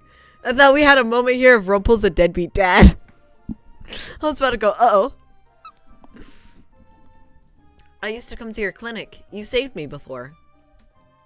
The boy draws closer, still hiding shyly behind his notebook. I'm sorry, little sir.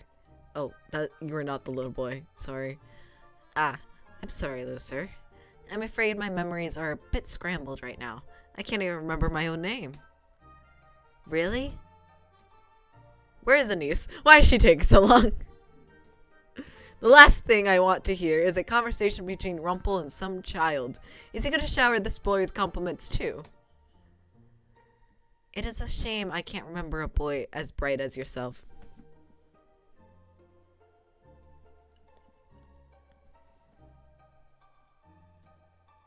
And there it is. I'm not that bright, sir. Not as bright as you, but I want to be. He holds up his notebook, which has a small name scribbled in the corner. The words "My dreams" are written on the front cover in cursive letters. Aww. Oh, baby, you shouldn't idolize this one. This is not the man to idolize. What's this? I want to be just like you when I grow up. So I started a book of dreams, just like my mom told me to. She said I could become a doctor too, so long as I tried my best. You funny. He dead with child support payment missing. Yeah, yeah. It's still being charged. He just does no idea. Oh, that would be so funny. He seems a sweet little boy. A doctor. So Rumple was a doctor. Good to know. You forgot that you were a doctor, sir? Rumple. A doctor? This man? The boy continues to hold out the book. Finally, Rumple takes it and flips it open to the front page. Rumple is holding the book close to his face, so I cannot see it. I rise to the tips of my toes and attempt to look over his shoulder. At first, Rumple does not notice me as he stares at the page. But then, belatedly, he realizes I am there and lowers the book so that I can read too. I lean so close to him, our shoulders brush. My eyes scan over the page quickly. The handwriting is crude, barely readable actually, but I can still make out the gist of it. Rumple slowly reads the words out loud. When I'm older, I want to be exactly like the kind doctor that saved me when I had nowhere else to go. The boy's... Oh, baby. He's embarrassed. He's like, why'd you say it out loud? The boy's face flushes as Rumple reads his words aloud before his curious gaze lands on me. I don't remember you. Oh, I'm new. Hi. I look at the boy irritated.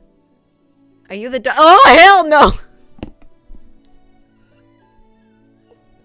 Sorry, I just had a visceral reaction to that.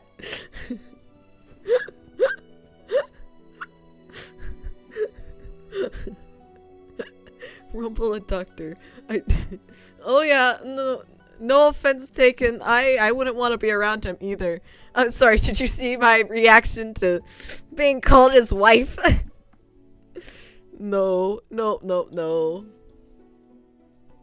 Oh.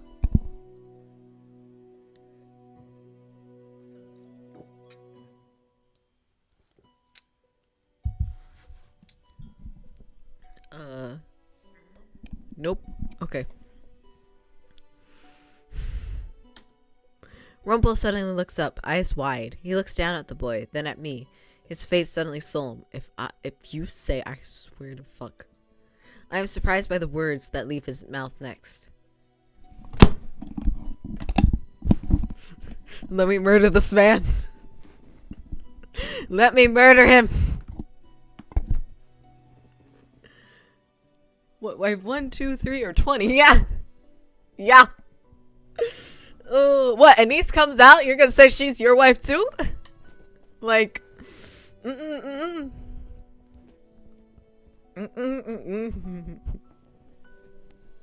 I thought like, Lucy, it's like, I was surprised by the words he said next, and I was thinking, he actually denied it. This doesn't surprise me. Him denying it would have surprised me. I've been like, oh my god, he is decent.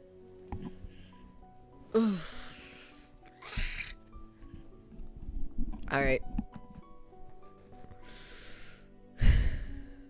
Little boy. You're about to witness a murder. He takes my hand in his? Oh my god!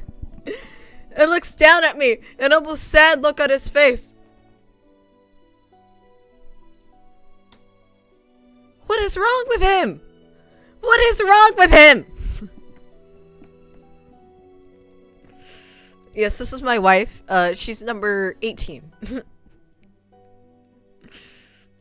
Oh, nope. Nope.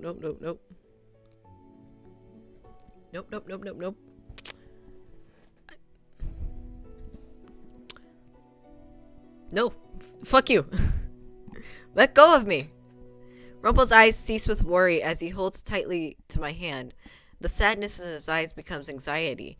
I see something like fear dancing in his eyes. What the fuck is wrong with you right now?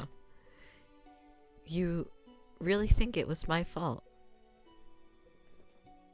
Yo. Hey, wife number 1 seems to be coming out. The look in his eyes is so vacant. Oh, vacant. Whatever. almost like he's looking through me. It's as if he is in some kind of trance. The way he looks at me makes my skin crawl. His grip on my hand tightens, making me shudder. Rather than slap his hand away, I reach... Sorry, I just realized this poor little boy is about to witness domestic abuse. I'm sorry, sweetheart. We're not actually married, so it's okay, but... I swear to you, it's not what it looks like. His poor parents trying to explain what he saw. Uh-oh. I reach out my free hand and slap his face. I stare perplexed at the subtle... God, I know how to say that word. Whatever. Surprise on Rumple's face. Befuddlement. There we go. Does a slap to the face knock him out of the strange trance? He is being even stranger than normal, and the intensity of the look in his eyes is scaring me. Rumple stares at me for a few moments, blinking slowly.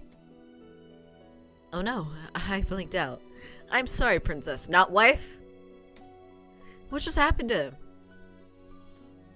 The way he was speaking was so strange, almost like he was in some kind of trance. You said that. But I know how people are. They lie, they put on faces. I'm sorry for spacing out. If I invaded your space, then I'm sorry.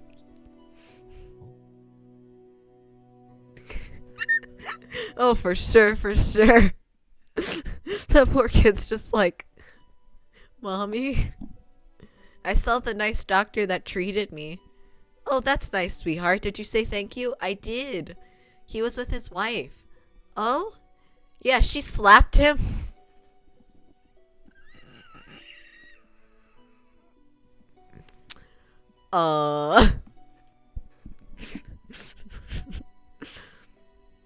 Anyway, you did invade our space.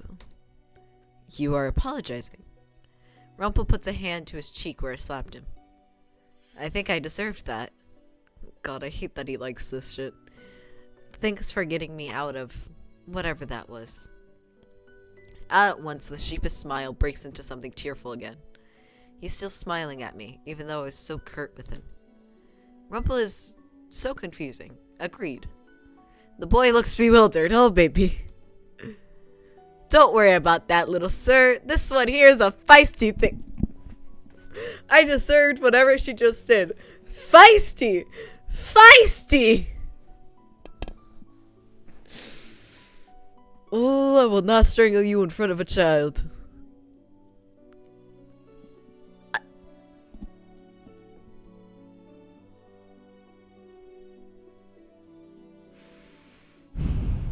If I was in this situation and someone after doing what they just did was like, this one's a feisty thing, you know, don't worry about it. They're not gonna find their body. That's all I'm saying. Like, no. So she's not your wife, sir. Little boy. Rumple looks a little surprised and then he laughs. Unfortunately, no. The beautiful lady here is not my wife. Mommy, I went to the kind doctor today. Did you say thank you? I did. He was with this person and I asked if she was his wife. Oh, really? And he said yes. Oh, yeah, wait. I'm like, oh, okay. But then his wife slapped him and then he said that she was feisty and that she wasn't his wife.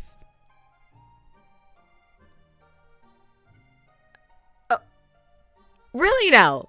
She did that. Mm-hmm. What does that mean, Mommy?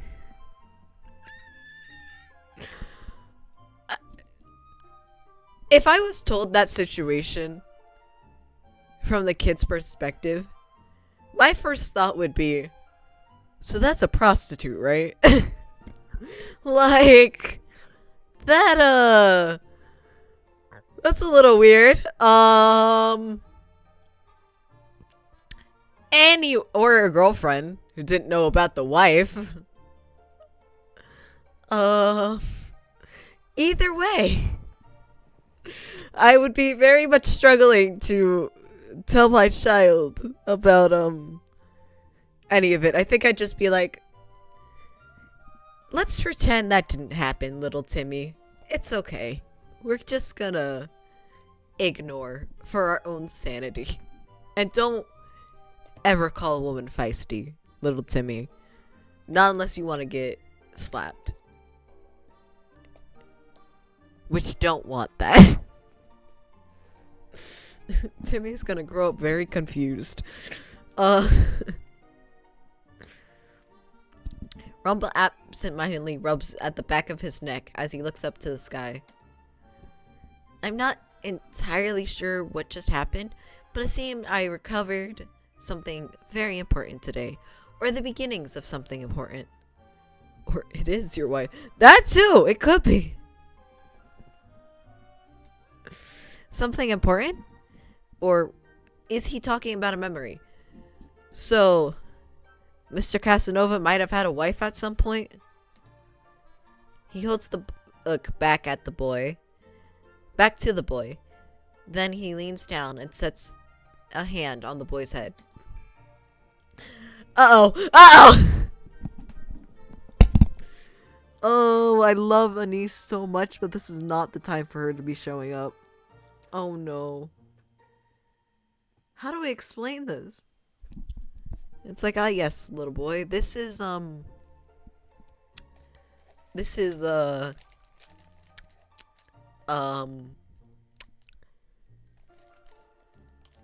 the other companion I'm with.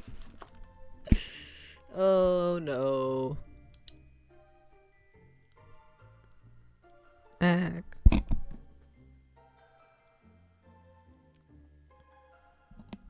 Sorry. I keep having to set the microphone down because I have something in my eye. Trying to get it out.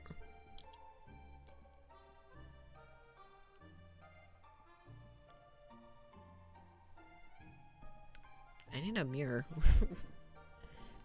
Kid, is that is that your other wife, sir? Anise is gonna slap him.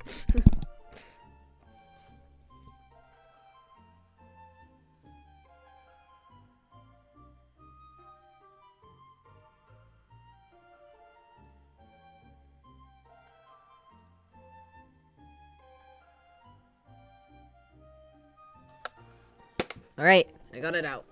It was my own eyelash. So, great news there, guys. I poked myself with my own eyelash. I'm gonna open my crackers.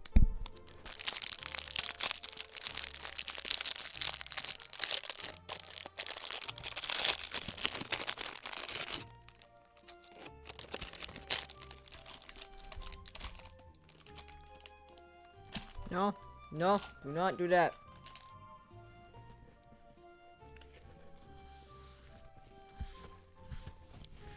I opened my crackers, took a little bite, and then tried to put my crackers down, and they were like, oh, fall into the laptop? And I was like, no, no, no, no. Let's not do that. I quite like my laptop. Anyway. A bell chimes behind us as a niece comes out of the store, carrying a bag filled of what I assume are herbs and medicines. The boy once again cowers behind his book. Oh, who is this? Uh-oh.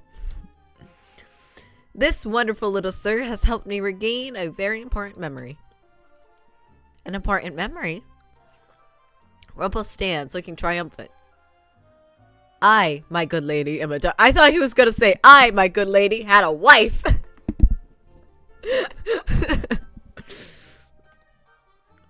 Oh, really? Truly. Rumple turns back to the boy, who asks a few more questions. He even asked the boy for his name, but much to his surprise, the boy shakes his head. I'm sure you told me your name, but I don't remember it. It is like my curse. No one remembers me being a princess. No one remembers Rumple's true name. Which makes sense, because Rumpelstiltskin. Hell yeah. Rumple thanks the boy again, many times over, and even buys him a few pieces of candy. Oh god. It got worse. Again, going off the scenario of kid told the mom about the slapping. What happened next, Timmy? Well, then this other woman came out and she joined them. He told her that he was a doctor, and he doesn't remember his memory. So he asked me a couple questions, and he bought me candy too. Timmy, did you eat any of the candy? Not yet. Throw them out. Burn them. I'll buy you as much candy as you want later. I just do not trust it. No. No, no, no.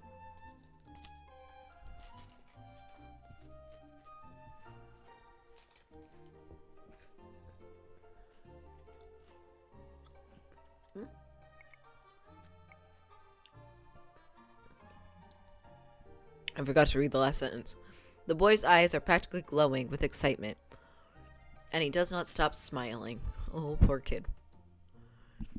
After we see him off and start to head back to the tavern, I begin to contemplate. I am curious about something. Oh? You said you needed to fill your journal with memories in order to get them back, but the journal you just read wasn't yours. It appears not.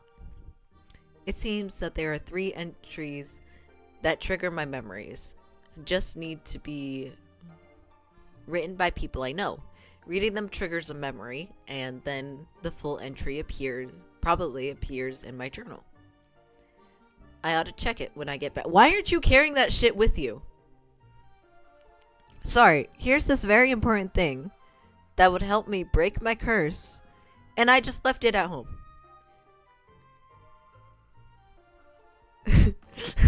oh yes, yeah. It's like, thank goodness we're set in a medieval time, because he let me ride his van. No, Timmy, I'm so glad you made it home.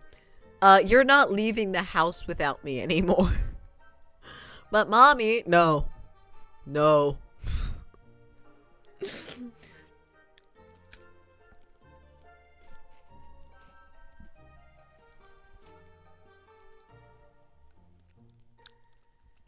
Anyway, he should be carrying that journal with him. Oh, that's like super important. I had to check it. It's a journal. It's not even that hard to carry around. I see. But even without looking into the entry, a memory came to your mind. Rumple gives a short, distracted nod. Yeah, let's call it that. It's not complete, so I'm hoping that something really has appeared in my journal. It feels like it must, considering I remembered something so important. Do you remember anything else at all? Unease. The young man we just met. I believe he used to come watch me work before. I knew him. He used to look up to me. He was a sweet child. Oh god. Mother, the kind doctor. Why is he not carrying it? Exactly. That should be like rule number 1. I mean, hell, Luciette has to break her curse by getting Cinderella's, slipper. And she wears her necklace all the time. She's never without it. Because you don't know when it's going to be triggered. Especially with a memory thing like Rumple's. Like, you are a stupid man. The memory is foggy, but yes, I believe something did happen to him. He became ill. The details of how I saved him must be in the journal.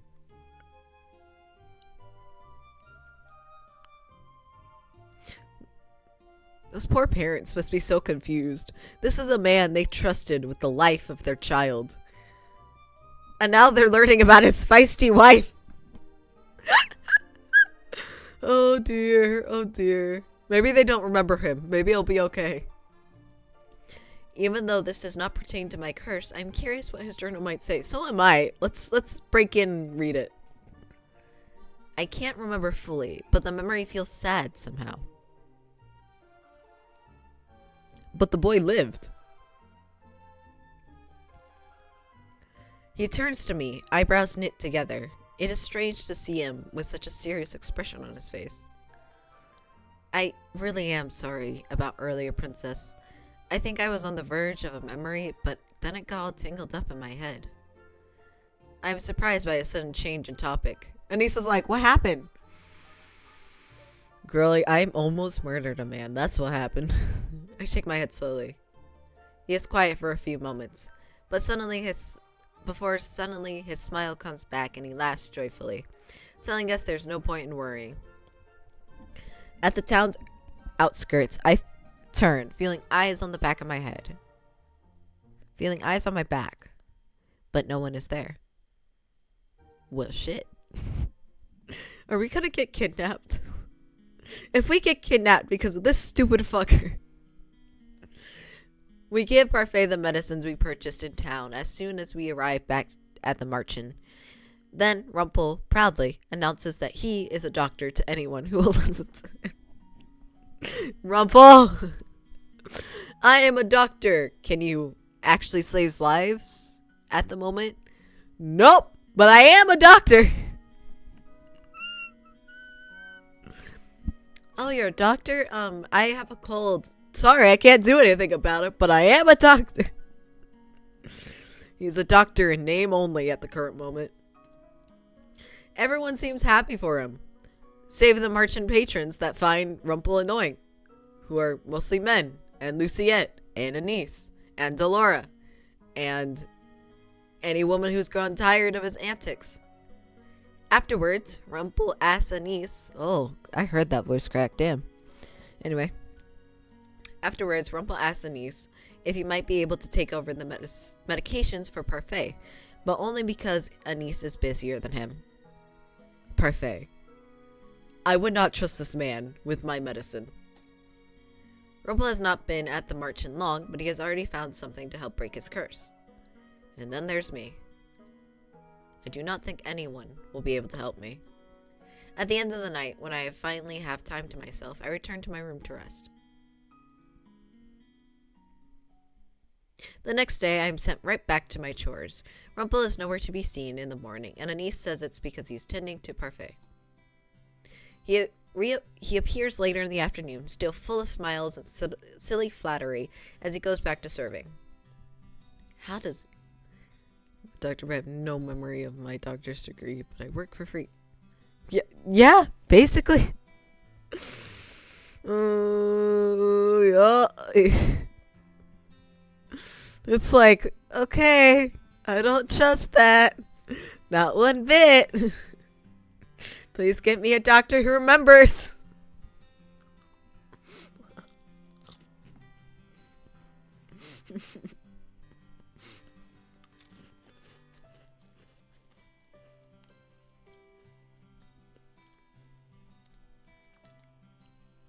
I feel like if it was anyone else, I'd be more okay with it. Mostly because, like, for free. You know, not that bad. But because it's Rumple, I don't trust it one fucking bit. With his personality, hell no. Who knows, it might not have been free. He might have been getting other favors.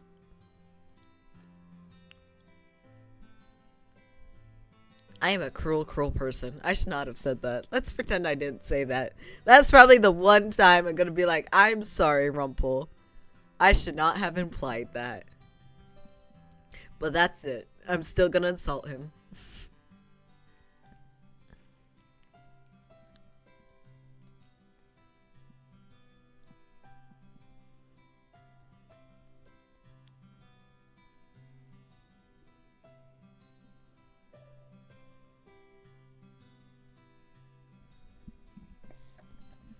How does he have so much energy? That is a great question. At the end of the day, I plop down at the sofa to rest. My leg... Blah, blah, blah, blah, blah, blah, blah, blah, blah, blah, blah.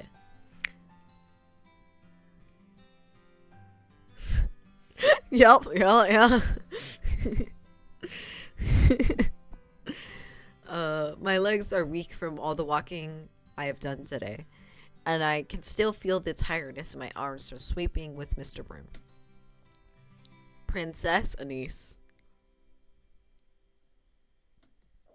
I notice Anise standing beneath the doorway, smiling at me, uncertainly.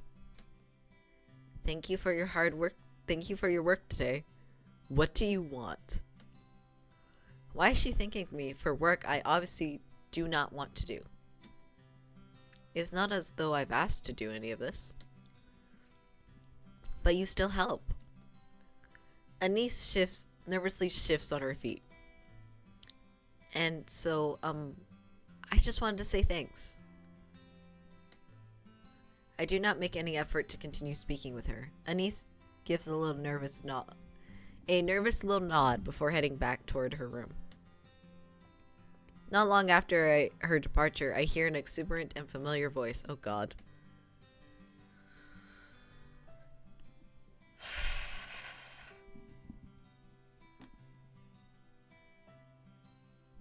Why?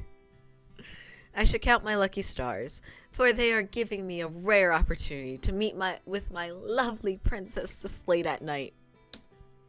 I should have gone to my room. Rumple stops before me, winking. The moonlight on your face makes your beautiful eyes sparkle like the most precious gold, princess. I am not in the mood for your flattery. But princess, flattery is just a compilation of compliments. Everyone loves compliments. I do not care for your compliments. Or Lady Anise's thanks either. He heard that? You should learn to let people spoil you. That's definitely not happening. I stare at him. That is the last thing I ever expected someone to say. My whole life I've been called spoiled and rotten, the Ice Princess. Even Delora and Parfait want me to do these good deeds because they think I am incapable of goodness. I clench my fists and continue to stare at him, not understanding the swell of emotions inside of me. Why is he being so nice to me? Your first lesson is learning how to let people spoil you. He draws back his hand, reaches into his pocket, and presents me with a small yellow bag. What's this? For you, my sweet princess.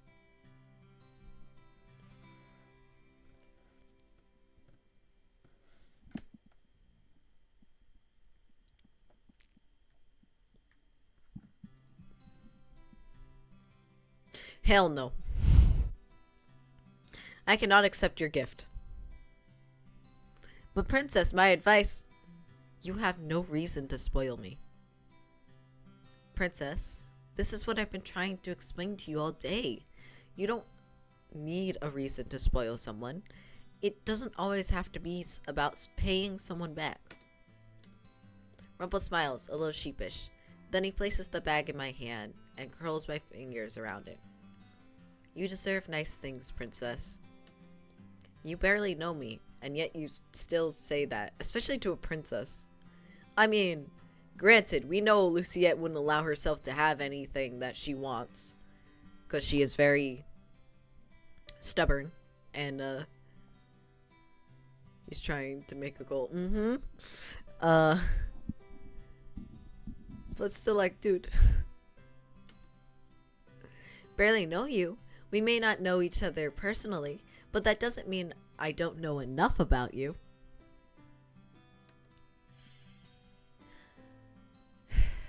I am giving you this gift because I truly want you to have it.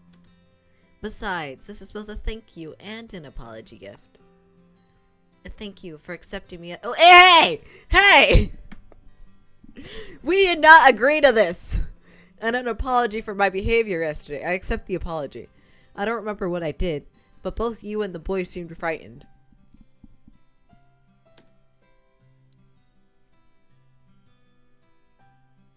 At least he's, good distance away. That's good. I look down at the little bag. I open it, and inside is a little white chocolate piece, fashioned into the shape of a flower. You gave me chocolate? A lily. You gave me chocolate in the shape of a lily. Okay, I'll give you that one. But I thought, if you just got us chocolate, seriously? It's not much, but you absolutely must accept it, princess. Otherwise, my guilt would drown me in dark shadows of sorrow for the rest of time. Drown. Lilies are my favorite flower. Red flag, danger, danger, step away. Run, Luciette, run!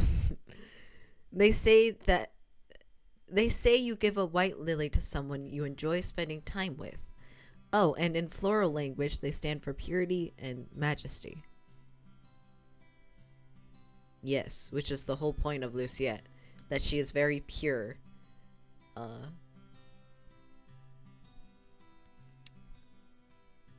Throw it at him. He winks at me. Perfect for you, princess. Throw it at him. Why? Why what? Why would you give this to me? No matter what you say about doing nice things for people, I don't see how that applies for me. And why would you thank me for being your partner? Hey, we didn't agree to that still. I did not even want to be your partner at first. That's changed? But you do now? I'm unable to withhold my surprise. Rumple raises an eyebrow, then sighs. Princess, you don't understand compliments, do you? Mother always told me that people were two-sided, that they'd say anything to make you believe they were your friends. No. Poor baby. Never fear, my sweet princess. I'll make sure I compliment you until you learn to accept them. Oh God. But, no buts. I derive my happiness from making ladies like yourself happy. No. Okay, Luciette, now's the time to run. The compliments may seem strange to you, but don't worry. You'll see in time. You'll see it in time. See what? The connections between people. You assume I'm just a flirt, but I get to know an awful lot about people. It's the reason I can guess so much about you. Ugh, that. Oh, that sounded stalkerish. No, can we find someone else? Thank you. Yeah.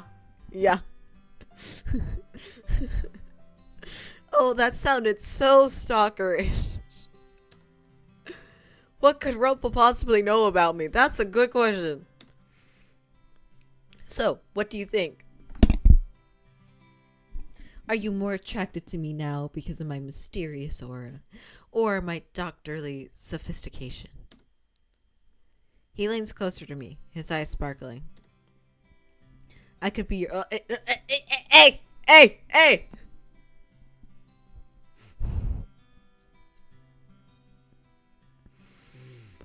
I don't want to read it out loud. Like... I don't. I need to. But I really don't want to. Ugh. I could be your own personal doctor. I will slap you if you ever touch me again. Good, Luciette. Rumple pulls back and raises both of his hands in surrender, but the smile does not leave his face. You really are hopeless, aren't you? Do you think so? I thought that the events from today might have proven otherwise. No, all it proved to me is you might have a wife. Oh, speaking of which, I read over my journal earlier. His expression becomes oddly solemn. Shall I enlighten you? Yes. Why would you tell me all of this? No, we don't. Yeah. Oh, you're not interested? I thought you might be, since I was your partner. If I don't listen, you'll still tell me regardless, so feel free to share. Rumple sighs as he flips the journal open. Unfortunately, there was not much. The memory began coming together again as I was reading it, but a lot of it still doesn't make any sense. Which makes a lot of sense if you think about it. It's just a random memory, you know? It's not cohesive. It's not the start of it. You're just being plopped in the middle. I glanced down at the entry he has stopped at. Look at the bottom of the page, Princess. I follow his gaze to the bottom of the page and pause, noticing a suspicious gap. There's no signature, and I always sign the end of every entry I write. I wonder if that might be the final piece of the puzzle. The final piece of your curse? If my name refuses to show up in the book, it may very well be the final memory I need to regain. You believe that signature will be what gives you your true name, then? I have a feeling that might be the case. Wait, he's a doctor, which means he can't write to save his life. Oh, yeah. So, anyway, even if we got your signature, Rumple, we might not be able to see what the name is. It might just be squiggles. I love that this so far this playthrough has just been, oh, okay, so he's a red flag. Got it.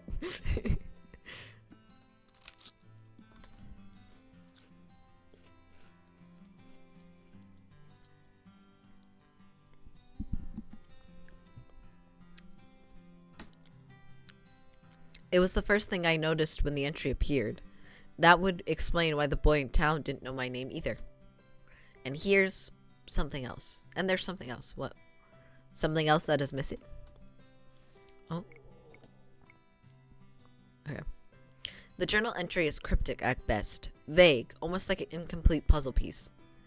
I stare at him, not understanding. Slowly, Rumple begins to explain. It says here that the boy's family rushed him to my clinic. He had a terminal illness I could not cure. He was at death's door, and I couldn't save him. But he's still alive, isn't he? And he even said you saved him. Yes, there's a resolution in this journal, but it's not very helpful. I glanced down at the journal entry as Rumple continues to speak. I refused to give up. I knew that there had to be a way to save the boy. I never give up on my patients. In the journal entry, I described someone who came to help me save the boy. He lifts the book and points to the words, reading them aloud. I met her for the first time tonight. Uh-oh. She told me she had some way to help the boy, so we struck a deal. I hope I do not come to regret. You made a pact with the witch. He snaps the journal shut, startling me. He sighs as he runs a hand through his hair. That's it. Someone helped me somehow, and I made a deal. I'm assuming this is related to my curse, but I can't say how. Why did you write so vaguely? That's a wonderful point, Luciette. I wish I could ask my past self the same question. So in the end, you're still not sure when you were cursed. Rumple pauses, then shakes his head. I believe it started here. Not the curse, but the events that led to it. There's a reason this is the first memory to be triggered. It's important. A few moments later, the two of us are quiet. Rumple's curse is a mystery. Not because he's hiding it like Karma is, but because he does not understand it himself. A few moments later, Rumple begins to laugh, breaking the silence. I look at him startled. What's so funny? Oh, it's not funny. It's just... This is all very mysterious, isn't it? And my mysterious past makes me all my... Fuck off. All the more alluring, doesn't it? Only Rumple could take such a serious moment and change it into this. Well, what do you think, Princess? Are you drawn into the mystery of it? No. I have no choice. You tell me even if I didn't want to. Oh, but you do. I can see the curiosity in your lovely golden eyes. I could see it earlier today, too. Thank you for accompanying me to town. I believe that I only met the boy because you were there to guide my way.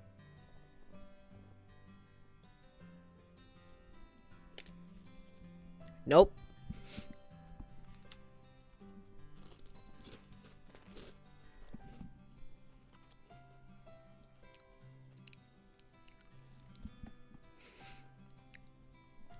That is a good way of putting it. It really is like Dr. Jekyll and Mr. Hyde. Like, the serious side of him, I want to get to know more. Because this side of him sucks. Both sides are disturbing because we know nothing about either of them. One side more disturbing than the other. But they are very intriguing. But not in the sense... Not in the way he describes it. I only met that boy because you were there to guide my way. Fuck off with that. We were looking for medical supplies. The boy appeared through mere coincidence. No, it was more than coincidence. It was destiny. Fine, whatever you say. Luciette's like, let me go to my room. Listening to him is exhausting. It makes me realize how tired I am. And all of these revelations are making my head spin. I'm going to bed now. I'm too tired for this. It has indeed been a busy day. We will continue this enlightening discussion some other time. No, thank you. Perhaps. Yeah, good Luciette. Perhaps. I turned to walk away, with the little chocolate in my hands. As I turned back toward the darkness of the hallway, Rumple's soft voice echoes behind me. Sweet dreams, my princess. Keep calling me.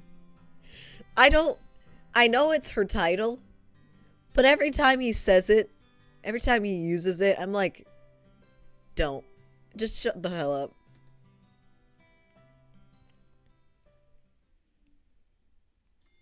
Chapter 4, A Compliment's Value.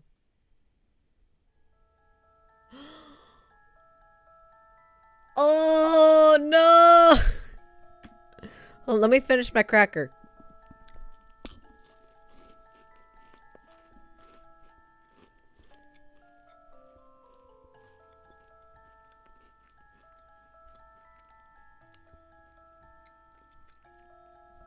Alright. Time for Luciette's upsetting childhood. You waited, but the children didn't come, did they? They promised they'd be back today. We even crossed Pinky. Luciette! Promises are futile, dearest heart. Bitch. But I've told you before, and I'll tell you again. People are selfish creatures. They will always put their own well-being before others. No one does anything selflessly. To put your trust in someone is weakness, Luciette. Even those that make promises will only keep them if it benefits them. And you, my sweet, were obviously not beneficial to these children. So she absolutely made them stay away. So they didn't like playing with me? No, Luciette, they probably loved you, but were scared of your mother, and your mother threatened them, probably. No, they did not. Come here, darling. You do not need those other children. The two of us can play together as we always do. This bitch. I love that anytime the flashback scenes for Luciette comes up, it's like my attitude completely changes a little bit. And the reason why is Luciette's mother reminds me a little too much of how my stepmother was like. Needless to say, manipulative and a narcissist. So it's why I take especially hard to her being a bitch. I can always trust you, mother. No, Luciette, no. Of course, my love. What kind of mother do that? I think she's a Karen. Oh yeah, no, she absolutely is. She's horrible, okay? And I love something that I do actually love is that in every route we get different flashback scenes. So once you play through all the routes, you have a good understanding of what Luciette's childhood was like.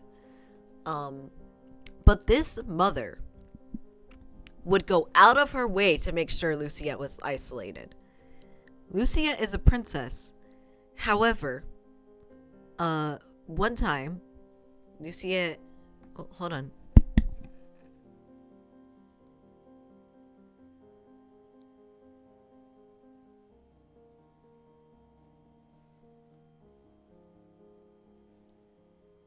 Okay. Well, that was weird. I thought I had something in my hair, but I didn't. But Luciette, her maid, it was her birthday. So the maid got her a gift. Very sweet, right? And Luciette brought it to her mother, all excited, you know? Like, Mom, she gave me a gift. And Luciette's mother was like, a gift? Luciette's like, yeah. Why aren't you happy? Luciette, she only gave you a gift because she wants to use you. She wants to use your title to get further. She doesn't care about you. She is not your friend, Luciette. We don't make friends with those lower than us. And Luciette is forced to give the gift back, and what does the mother also do? Fires that maid and replaces her. Needless to say, she a bitch. I despise the mother, which makes it all the more amazing when we get to the final route. And you'll see why it's like, oh my god. But yeah, no, the mother just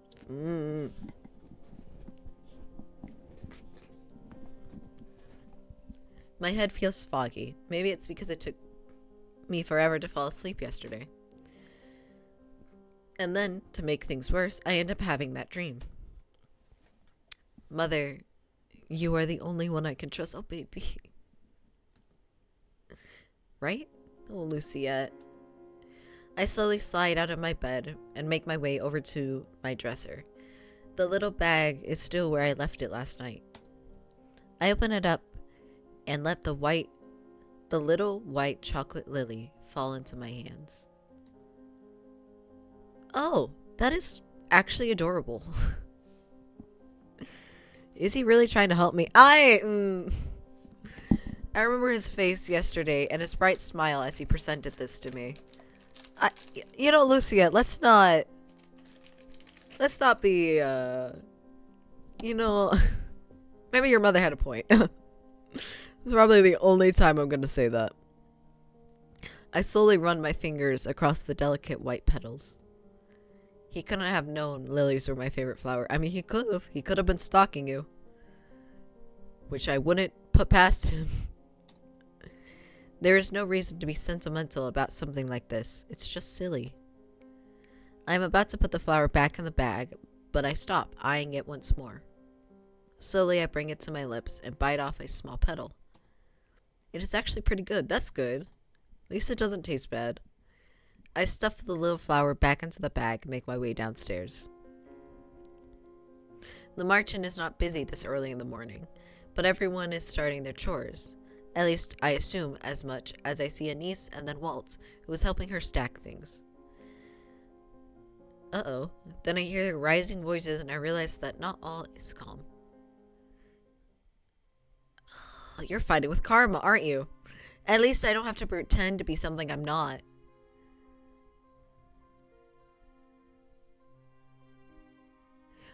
It wasn't.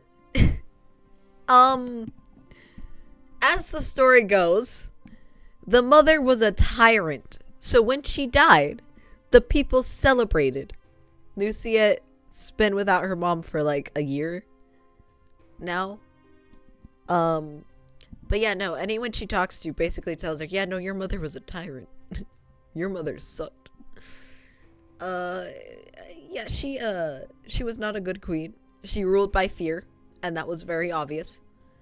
And she specifically was trying to train her daughter to be a puppet. But then she died, so all is well.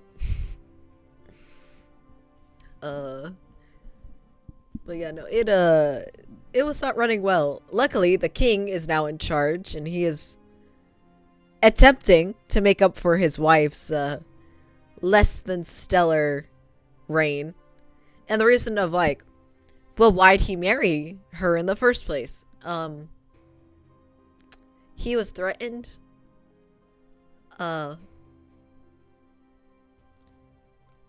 She quite literally blackmailed him into marrying her. with the threat of, if you don't marry me, I'll kill the true love of your life. And, you know, do you really want to go against her? Because she would do it. But yeah, it was not good. It was not good.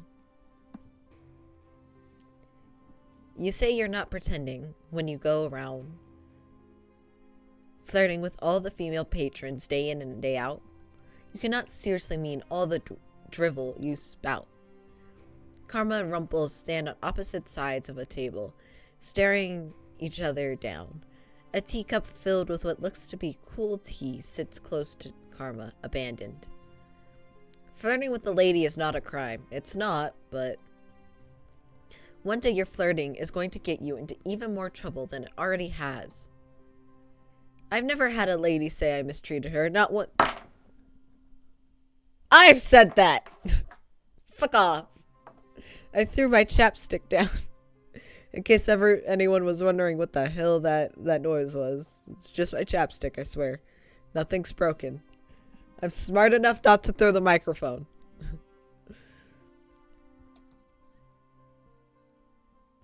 That's not good. That mean he weak. Oh no, he is absolutely a weak king. I hate the king. Like, you go through the other VODs, I am very outspoken how much I despise the king. Because he is not only weak, he's also a fucking coward who let his daughter be isolated and alone. And never once tried to reach out to her or help her. Even after her mother died, she felt alone. And the king and her have a very strained relationship. Like, to the point where she does not call him father. Well, she calls him father or the king. There's no dad or, you know, my pa or anything like that. Because he's such a weak king. He doesn't bother to actually care. And also the fact that, like, we are told, okay, in a different route, that there was a coup that happened against the king, ran by his general, Sir Alacaster. Okay? And Sir Alacaster's plan failed. The throne was not over, you know, the king was not dethroned. That's a better way to say that. However, the two soldiers that basically laid out this plan were dismissed from duty. And Sir Alacaster, the general who had planned the whole thing in the beginning, is still on duty as the general. I'm like, king, for fuck's sake, really? Really? Really? This man tried to overthrow you, and you kept him on as the general? People change. No!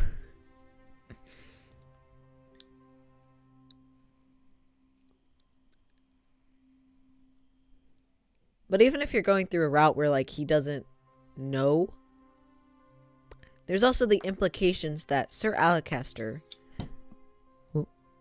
worked with the queen. Like, he was general during the time of the queen, and he was, like, her right-hand man. And I'm like, buddy, you kept him when it's very clear he supports your dead wife's view over yours.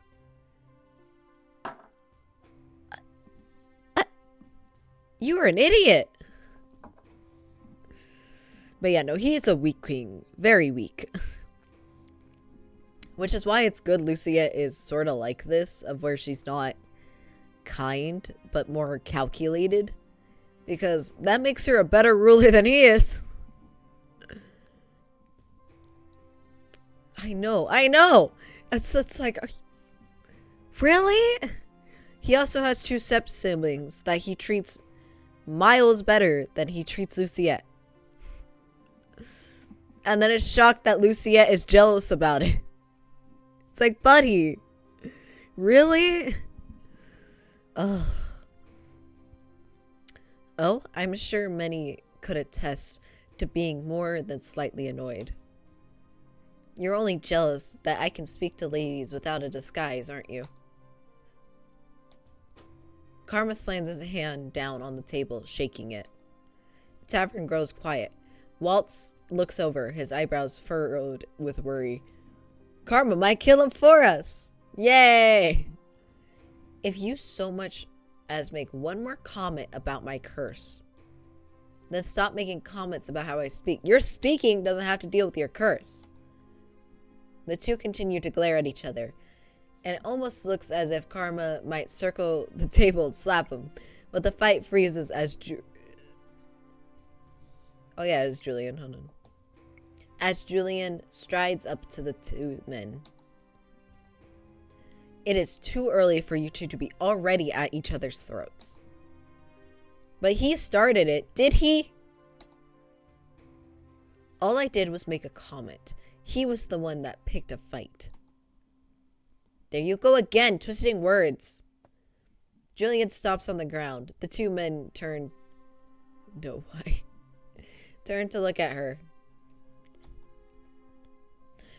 It's my job to break up unnecessary fights, and I'll do it. No, Julian, go away. Julian, let him kill him. Let him kill him. If you two continue fighting, go do it.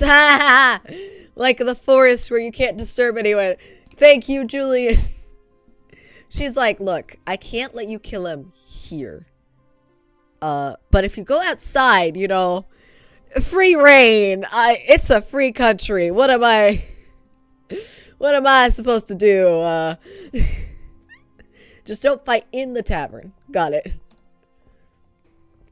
Both men turn away from each other, obviously agitated. Rumple's expression is cloudy as he makes his way over to the bar to begin helping set the tables. Julian notices me watch. Julian's like, and you didn't, like, help or anything, but also I can't blame you. She waves at me with a terse smile on her face. Sorry you had to wake up to that, princess. I shrug as I make my way over to Mr. Broom. It was like waking up to two children arguing.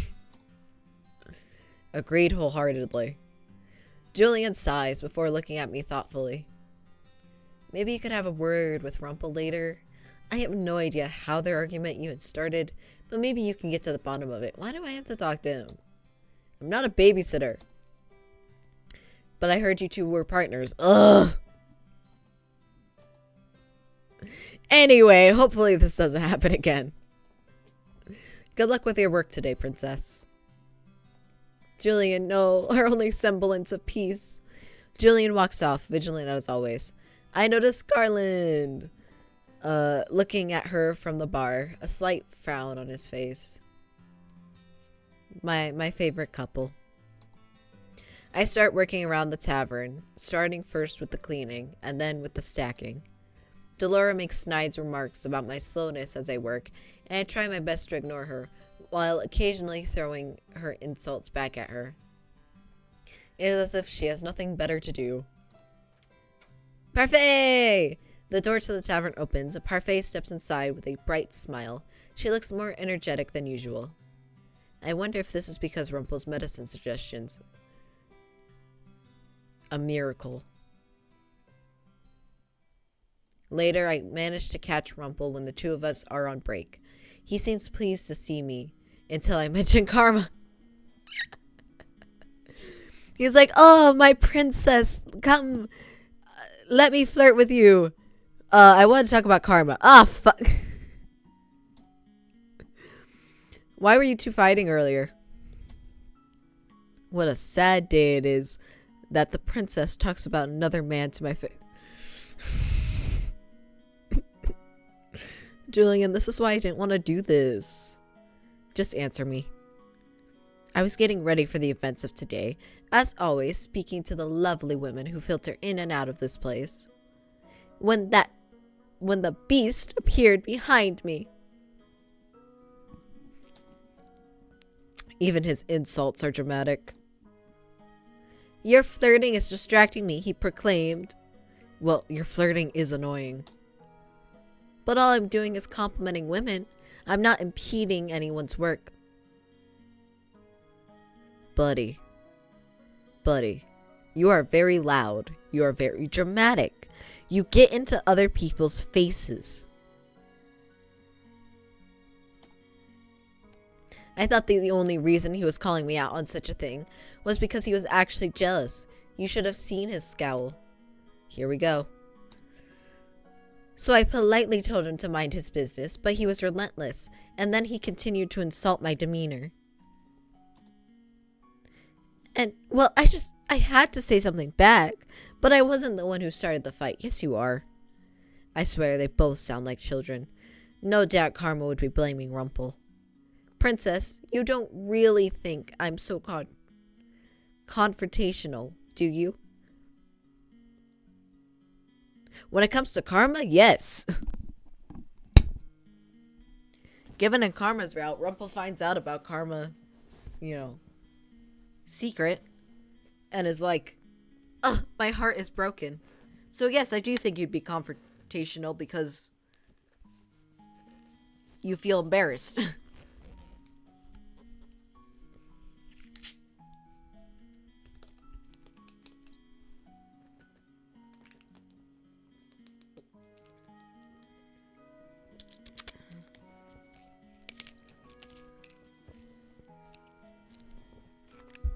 Okay.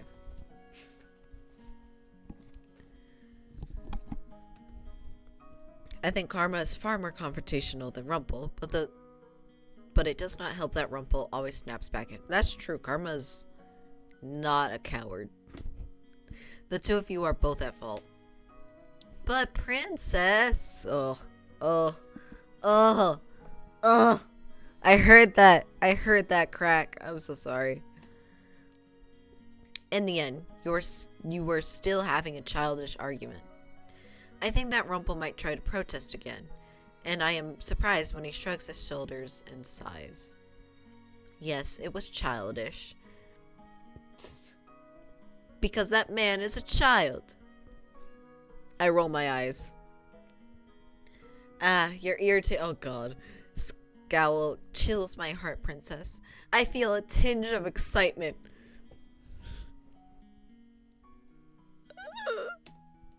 I am leaving now. Good choice. There really is no point in having this conversation. It is a problem between Karma and Rumple. They aren't children. They can figure this out on their own. Oh, princess of my heart, why must you depart so early? I ignore Rumple and leave him standing where he is as I return to my shift a little early. Honestly, I would much rather focus on work than Rumple. He can be just as tiring, if not more. Though, after what happened last night, I do not think he is as terrible as I thought. Oh, so he's bad, but he's not that bad. He seems to be a competent doctor. I'll give him that. But, that's all I'm giving him. The days go on, and Rumple and I speak only briefly during our breaks. Every day, I eat another piece of the lily until only one is remaining. One afternoon, just before my break, Rumple approaches me with a mischievous smile on his face. My lovely princess, how are you today? Horrible now that you're here. What do you want? Your cold shoulder is enticing. I have one more table to serve. Do not bother me. But princess, I've decided how exactly I'm going to teach you to be good. All your other lessons have been useless so far. Please, just trust me. To put my trust in someone is weakness. I'm going to teach you how to flirt.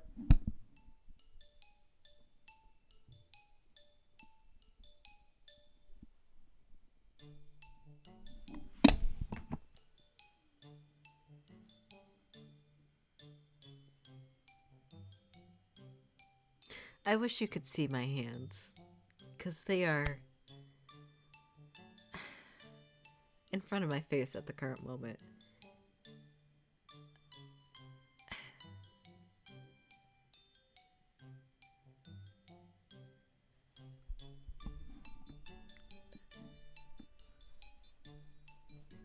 No. What? The first step to flirting is eye contact, princess. Wait, but why are you... Rumple points at my customer. A young man sitting right beside the window. Oh, hell no. Second is to smile. Smile, princess, because I'm sure you look even more stunning when you do. Then start a conversation with him. Well, it's not a pimp. Body language is important. There are certain signals that key men into the fact that a woman is interested in them.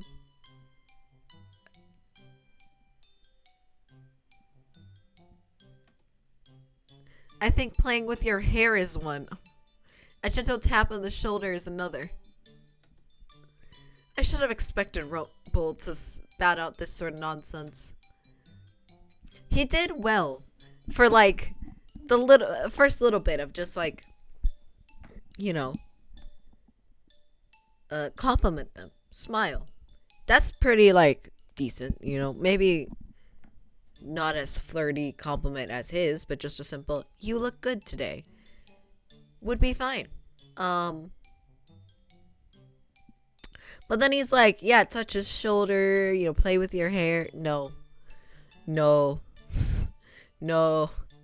Now you're getting into dangerous territory. No. No, we're not doing this. Princess, the customer's been waiting for a while now. Is something wrong? Yes. I noticed the customer looking at me expectantly. He's just some man. A usual customer I see often. Oh, definitely don't do this with the usual. Oh, and princess, don't forget the compliments. Make them as delicate and illustrative as you can. I love he gives this advice. Rumple, do you flirt with men too? Are you sure this is what men want? 'Cause I know women don't want it. I move away from Rumple before he can muddle my thoughts any further. Already my feet feel like lead. I find myself staring at the man far too long. The way he stares back at me, his expression so unreadable, makes me feel more uncomfortable. That poor man. Do I really have to do what Rumple says? I stop in front of the man and set down his tray, my eyes still on his. He wants to play with men. Yeah. Oh no. And he's using poor little innocent Luciette. I do not have to follow Rumple's advice, but for some reason my lips quirk. The smile on my lip, though, lasts half a second. Are you okay?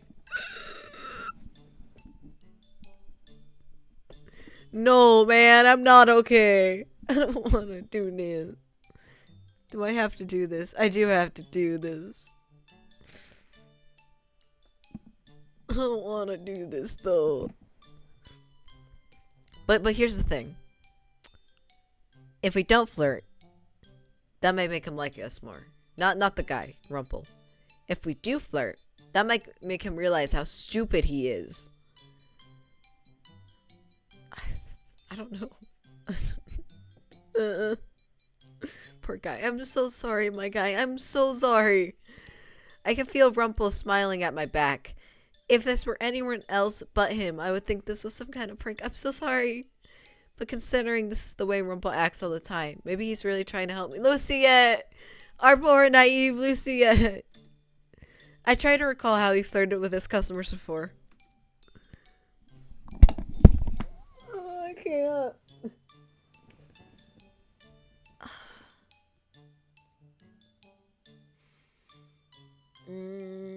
I can't. I just can't. Okay, here we go. I regret my choices. I could not help but notice you were alone, sir.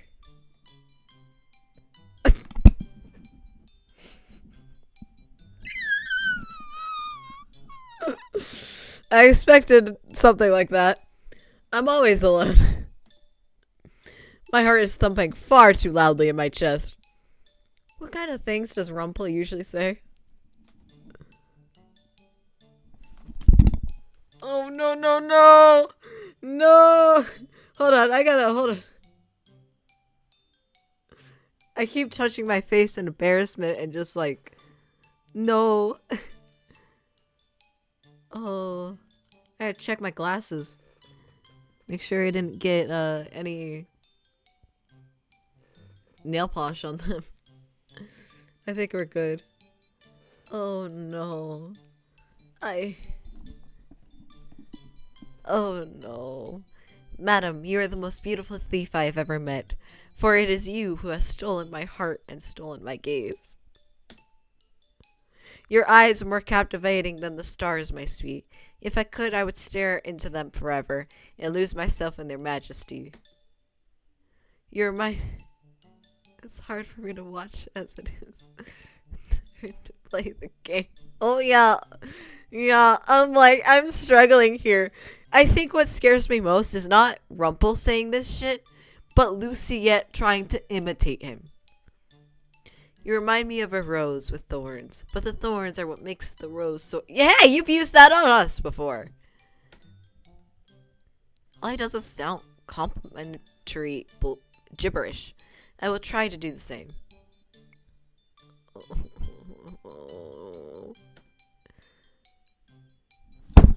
Oh, it's not as bad. It's not as bad as it could be.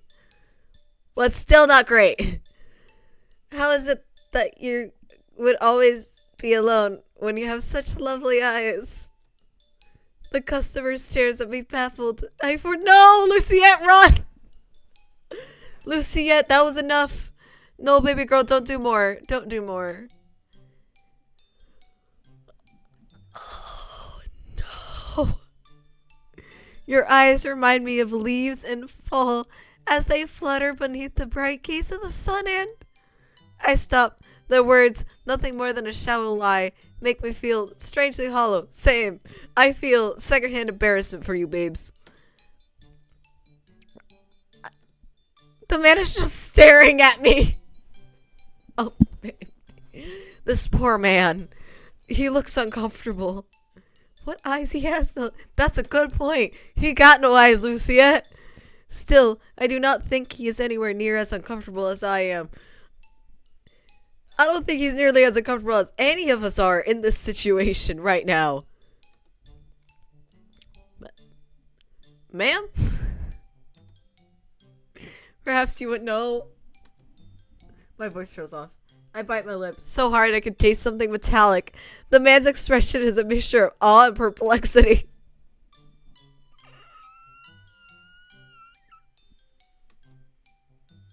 I immediately turned away from... Oh, thank goodness.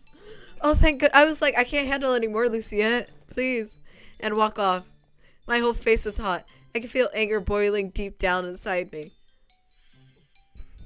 Ah, princess, you shut the fuck up. Leave me alone. Princess, we're not done. I do not care. I ignore everyone's gaze as I quickly... As I make my way as quickly as I possibly can up the stairs to my room. There I collapse on my bed and lay there with my arms outstretched. I would too. I would not be leaving this room for at least a month after that. Why would I have ever thought of taking Rumple's advice? That's a great question. Why did we do that? Hours go by. Eventually I realize that it's time to help Anise with the night chores. Now I'm helping her restock some bottles that Waltz and Karma brought back from town. I hope Anise does not mention what happened earlier today. I slip out of bed and head down to the main area of the tavern. The room is mostly quiet by the time I go downstairs. Parfait and Delora are talking to each other at the table. Karma passes me by as I walk downstairs. He looks exhausted and oddly frustrated. I make my way over to Anise, who is already putting the bottles on the shelves. Oh, princess, are you okay now? I'm fine. I'll be back. Okay. Now, what do you need me to do? Anise explains how restocking works. She shows me the labels on the shelves and explains that the empty spots are where the new bottles go. Hey, actually, give me a second. I'm gonna eat my cracker. I deserve it after that situation.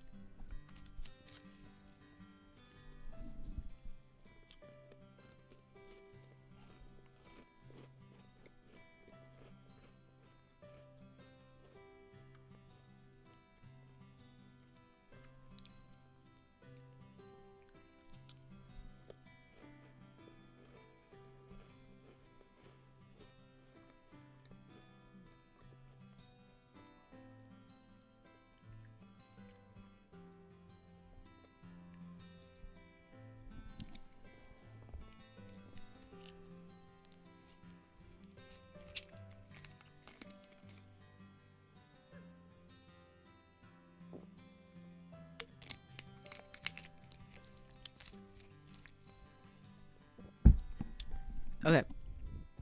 Let me pull out another cracker for the next time I need a cracker. There we go. Now continue.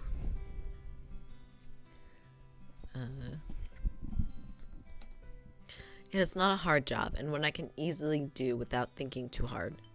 For a while, the only sounds that can be heard on the margin are the bottles clinking against each other. Underneath that is murmuring between Parfait and Delora. I have no idea what they're talking about, but they look serious, so it must be something important. So, Princess, can I ask what life at the palace was like? You were there for like a small bit of it. Anise, you were a maid at one point. Right. She cannot remember working. Oh, right! She doesn't remember because Luciette's the one. She worked for Luciette, and Luciette got her fired, so. And she's not cursed. They just told her that she was a princess. I forgot about that. I don't mean to pry. I was just trying to make conversation. I would rather not. Oh, okay. Eventually, Parfait and Delora stand from their seats and move to another room to continue their conversation. Anise breaks the silence again. The tavern is nice when it's quiet like this, isn't it? You can hear the sounds outside if you open a window. My hands move stiffly, placing bottles on the shelves by label. All I want to do is to get the work done and return to my room. It was like this at the old place I used to work. I was hired by a rich family to be their maid. Oh, their mansion was a beautiful place. You could hear the crickets if you were by the windows on the bottom floor. It seems like her memory has twisted my curse. She cannot remember working at the palace. All she remembers is working for a rich family. It was a nice place, Princess. There was a girl my age that had a radiant smile. Radiant smile? She must be talking about Amelia. The head of the mansion was a really kind man, but... And... She grows quiet, a look of confusion coming to her face. She pauses, then shakes her head. I can't seem to remember everyone that was there, and I'm pretty sure they were all good people. At least I'd like to think so. I was just a barmaid. I was just a bad maid. No, baby, you weren't. Oh, no. Oh, no. Give me a second. I need to check something.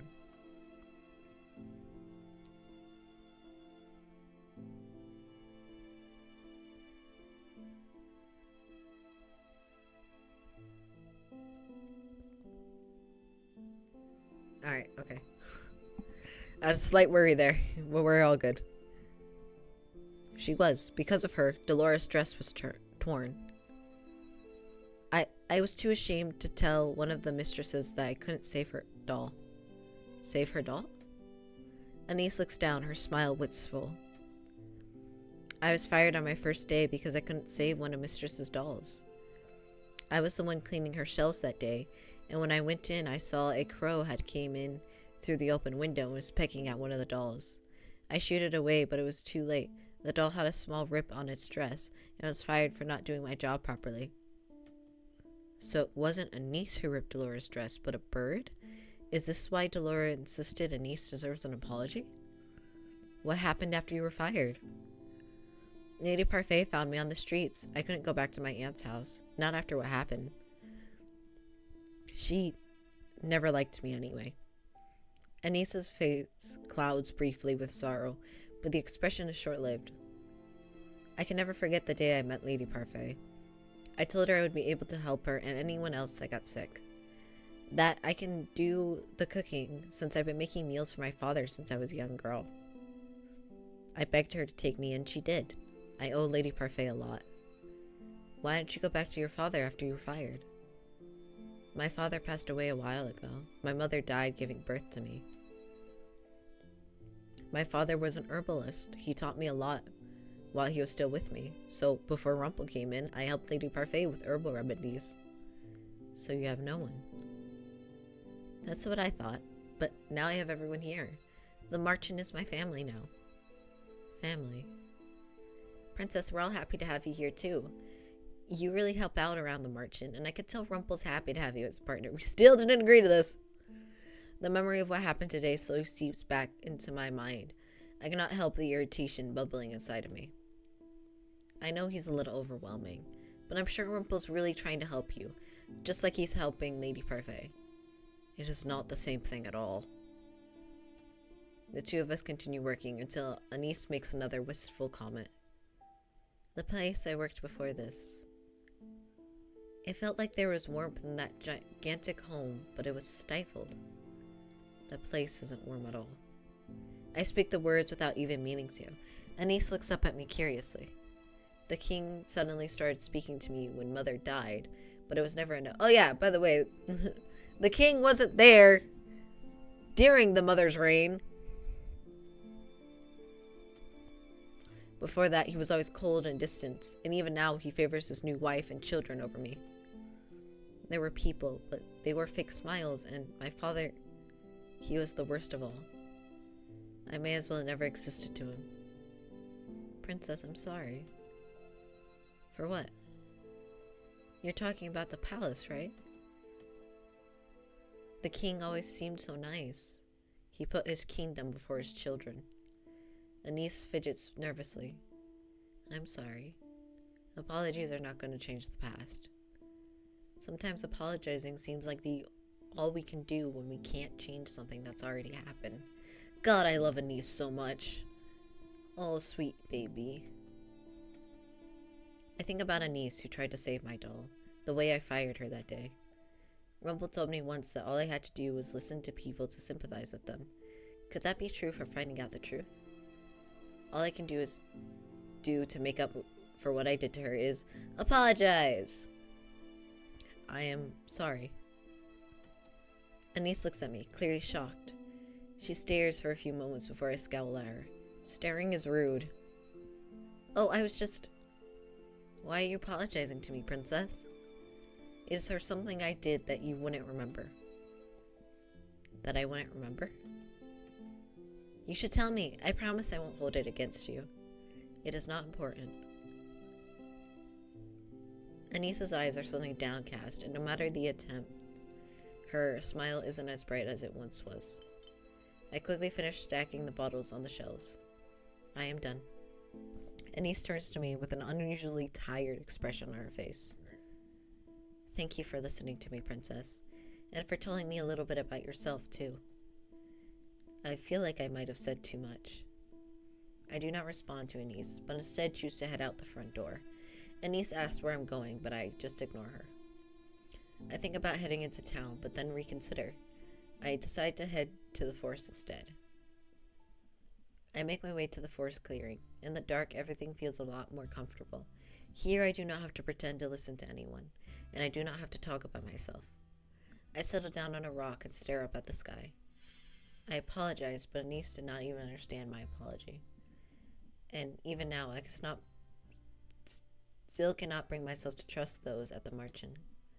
I sigh and find myself speaking aloud. Maybe I am the Ice Princess. Ah, but have you seen the beautiful sculptures that can be made from ice, princess? I turn to see Rumple, walking toward me, a broad grin on his face. Ice always sparkles in the sun. It glistens and stands so proudly where it has been sculpted. I stare at Rumple blankly. He sighs and shakes his head. I'm sorry. That one was particularly bad, wasn't it? Yes. Most of your lines are bad, to be honest. I'm gonna eat my cracker just because I had to see you.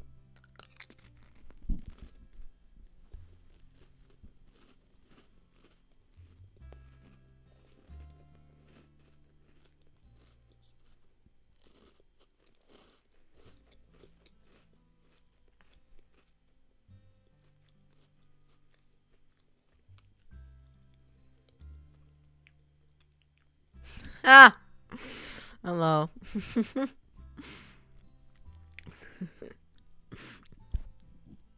Damn it. I need to finish chewing before I laugh. It caught me off guard.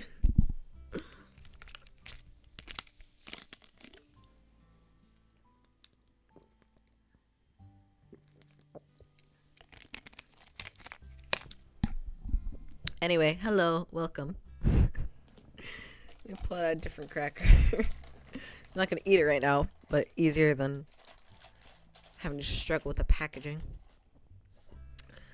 Hi.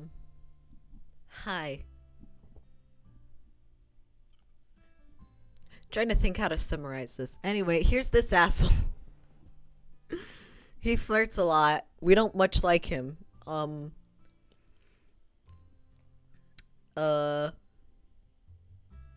But yeah, anyway, we're going down his route, and it's been interesting so far.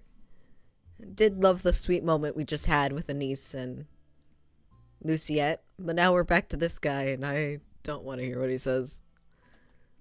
He sits down beside me, and his grin falters a little bit. Oh god, why are you so close every time? Move your ass.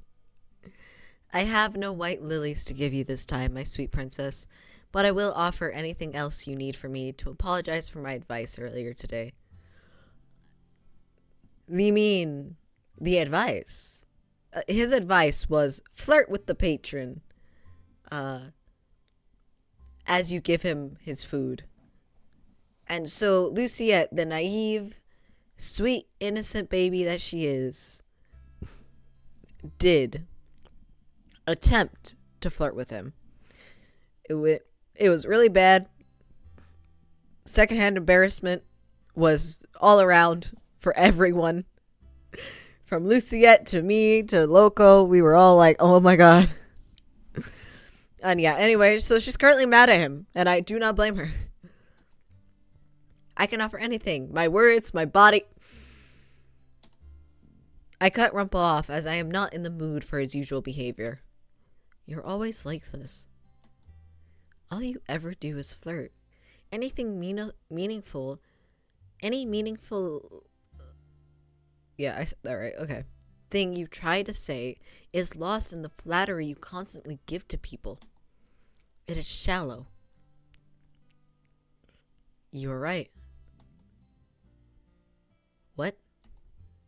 I stared at him. Rumple is still smiling, but it's not the same confident grin he wore earlier. Somewhere deep in my memories, I remember someone telling me off just like this. Was it your wife?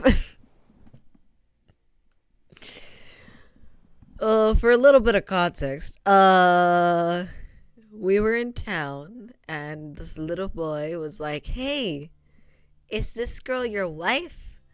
And Rumple said, yup. And Luciette said, excuse me, and slapped him. And he simply, Rumple's next thing he said to the child was, it's okay, she's feisty.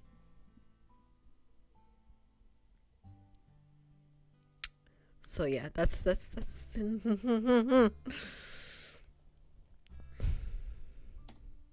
Many people enjoy flattery, princess, and a lot more are perceptive to flirting. But nothing more can measure up to a genuine compliment. But I stand by what I said before, and making a person happy is a good deed. Look, I'll show you. Rumple shifts so he's looking right at me. I notice that his smile is gone. Luciette, of all the women I've met, you are the most straightforward and honest. Many do not have the courage or the confidence to exhibit those qualities. And that is why I admire you. Why I will always take your words to heart, because I know you always speak the truth. I look into Rumple's eyes, which have a gentle shimmer despite the darkness. Jeez, this is weird. He's being genuine. After a few moments, his words float around my head. No one has ever called my bluntness honesty before, and no one has ever complimented me for it. Rumple told me before that I deserve to be spoiled. Maybe it's because he sees the things I do in a more positive light. My, you're struck speechless by that, aren't you? You look cute with your cheeks so rosy, my sweet princess. Ah, god damn it, he's back to normal. Smack him. Maybe we could get him back. He went back to default settings, quick. I glare at him. Rumple laughs in response. I put a hand to my cheek, suddenly self-conscious. Rumple smiles at me, but it's not the usual playful smile. Right now, he looks almost serious. Did he mean what he said? I don't know. I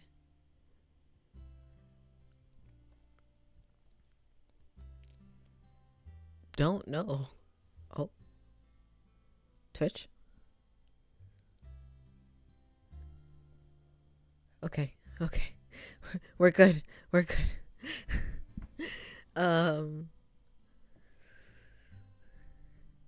Okay, that was weird. My phone freaked out. I rejoined on my laptop, but hello. I'm here proper now. Welcome. Hi.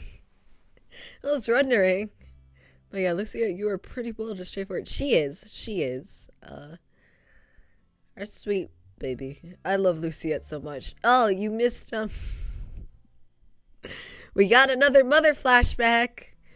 You wanna know what she did this time?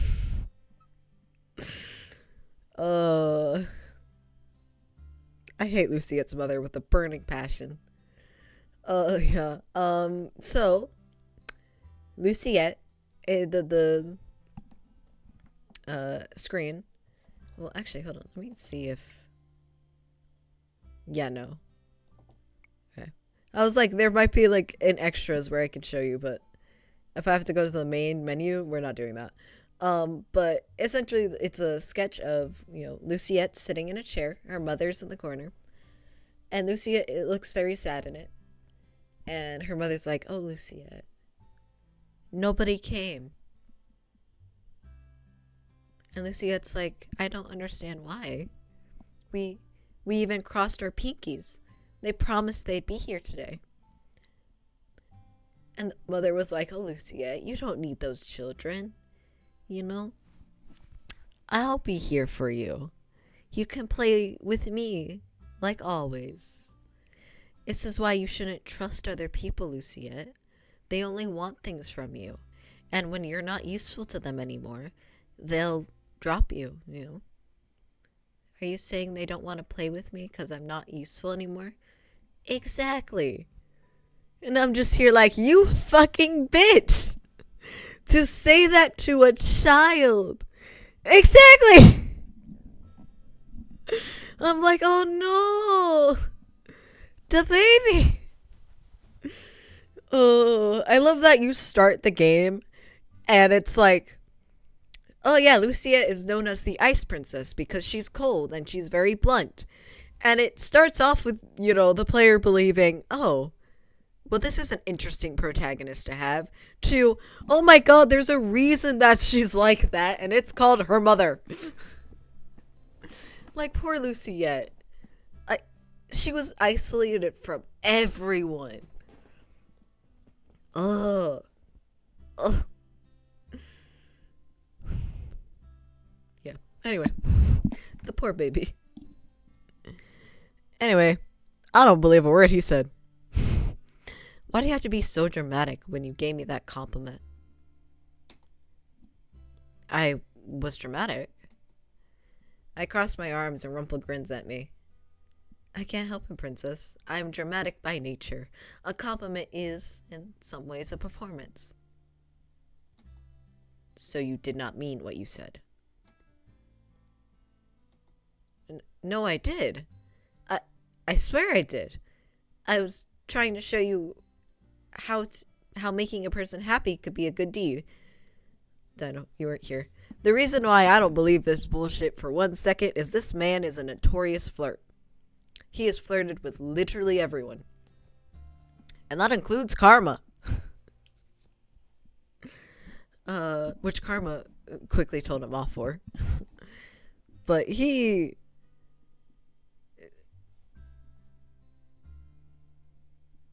I love how he flirts and then he gives one compliment and he's like, oh yes, obviously she'll believe it. It's not like I've complimented a bunch of other people and said some of the things to her as I have to other people. She'll believe me. No. Complimenting a person on appearances is easier than complimenting them on their demeanor. You have to know a person for that. Oh wow, you got to know me. Shock. I meant what I said, princess. And I swear it wasn't me trying to weave spectacular words together. Could have fooled me. Earlier, I bet you made a niece happy too. How the fuck do you know that? You were not anywhere near that scene. Rumple, I joked, like, way early on that you were stalkerish. How the fuck do you know that? And, Luciette, run. You were spying on our conversation? I would never. I just happened to be making my way down the stairs very slowly. You don't even know what I was apologizing for. No, but you thought you had to after you listened to her, didn't you? I listen far more than you do. Princess, you've shattered my heart so many times there are permanent cracks. Good. But do not worry, the cracks in my heart allow even more of you to make your way into it. Rumple awkwardly laughs when I remain silent. Anyway, there are different kinds of listening, princess. Listening to empathize is one kind. Trying to put yourself in someone else's shoes, trying to understand them. That is one of those ways. Then there is the kind of listening that is shallow. One pretends to listen without ever letting the words into their heart. You. Words are fickle things. Mother always told me that people lie and that they say whatever benefited them, baby. It is foolish to trust words, oh, Luciette. And what if Anise had been lying to me? Why would I put so much blind faith in people? Because more often than not, people are good, princess. I let out an exasperated sigh. Sometimes I cannot tell if I'm angry or confused by Rumple. Notice how there are no good feelings associated with him. Ah, what a beautiful sound. It was as if the sweet wind itself was tickling my ears. God, I hate this man. But I also love him because I can be a dramatic little gremlin. I slide away from him and scowl. Your scowl is adorable too, and you have such delicate lips. Right. I'm still convinced his earlier compliment was just a lie. How can you say something genuine and then slide right back into this pitiful flattery? For a moment, silence falls, and I find my surprise that it is not awkward being alone with Rumple. Oh no, we're alone with him. No! Luciette, no! Run back to the tavern. Will you accept my apology for earlier? I promise I will never try to get you to flirt with anyone. Ever again. Good. Besides, if you flirted with another man and grew fond of him, I would be devastated. That will never happen. You didn't let me finish. I was going to say I would be devastated because that would mean your heart belongs to someone else and my heart belongs to no one. I will steal it like a thief in the night. That will also never happen. If not, then I'll settle with making you smile at least once, because I'm sure you would shine as brightly as the sun if you smiled. You are unreasonably persistent. I don't know. I associate Luciette more with the moon, not really sunshine. I wonder why. Love is a persistent endeavor, princess. A man in love stops at nothing to win over the woman that he so adores. Then you must be in love with many women. I stand up. I would appreciate you just complimenting me when you mean it. But princess, I mean every one of my compliments. I have no energy to chastise him right now, but I at least no longer have that anger inside from earlier. It has been a long day, and I am going to bed. Lucia's being awfully savage tonight, lol. I mean, yeah, it's kind of fair. She's let all his comments go so far. So far, she's been cold, but, neutral about it. This is the first time she's actually firing back with, like, shut the fuck up. I don't even blame her. She just went through something, like, emotional roller coaster today. Like, he said he apologized for making her flirt earlier, because, she flirted with the male patron, and, it didn't go well. The embarrassment for all of us was fun. So yeah, she's not in the best mood right now. Would you like company? I didn't mean good night, Rumple. Good night, Princess Lucia. Hell yeah, he actually said the full title instead of using it like a pet name. I make my way back to the tavern, feeling surprisingly light. Just like, oh, I got all my anger out on him. Yay! Still, even if Rumple's words might make me happier than I care to admit, he's not doing a very good job of helping me with my curse. Not at all. I might have to do this on my own after all. Isn't that the way for most of the love interests? Probably actually a better message there, you know? The doctor. Oh yeah, by the way, we found out Rumple's a doctor. Hi. He's a doctor, and our immediate response was I would not trust him with a 10-foot pole, especially not as my doctor. So, you know, great feelings were found out about that. Oh yeah, it's short for Rumpelstiltskin, because that's his curse. He doesn't remember his own name or anything about himself, which he broke the first part of his curse because he knows that he was a doctor now. I think I'd rather die. Thanks. Same! I was like, I would rather bleed out here than let this man treat me. He's a surprisingly competent doctor. I just don't trust him for the life of me. What a brilliant day. The sun is shining, the town is full of laughter, and I have my sweet princess here to accompany me. I cannot help but groan at Rumple's optimism, because we were both sent out to run errands. And last time we ran errands, you said I was your wife. Because everyone thinks we make a wonderful couple. Fuck off. No, because we're partners, which we still... I guess it's true. Very reluctantly, we are partners. Partners, a couple, it may as well be the same thing.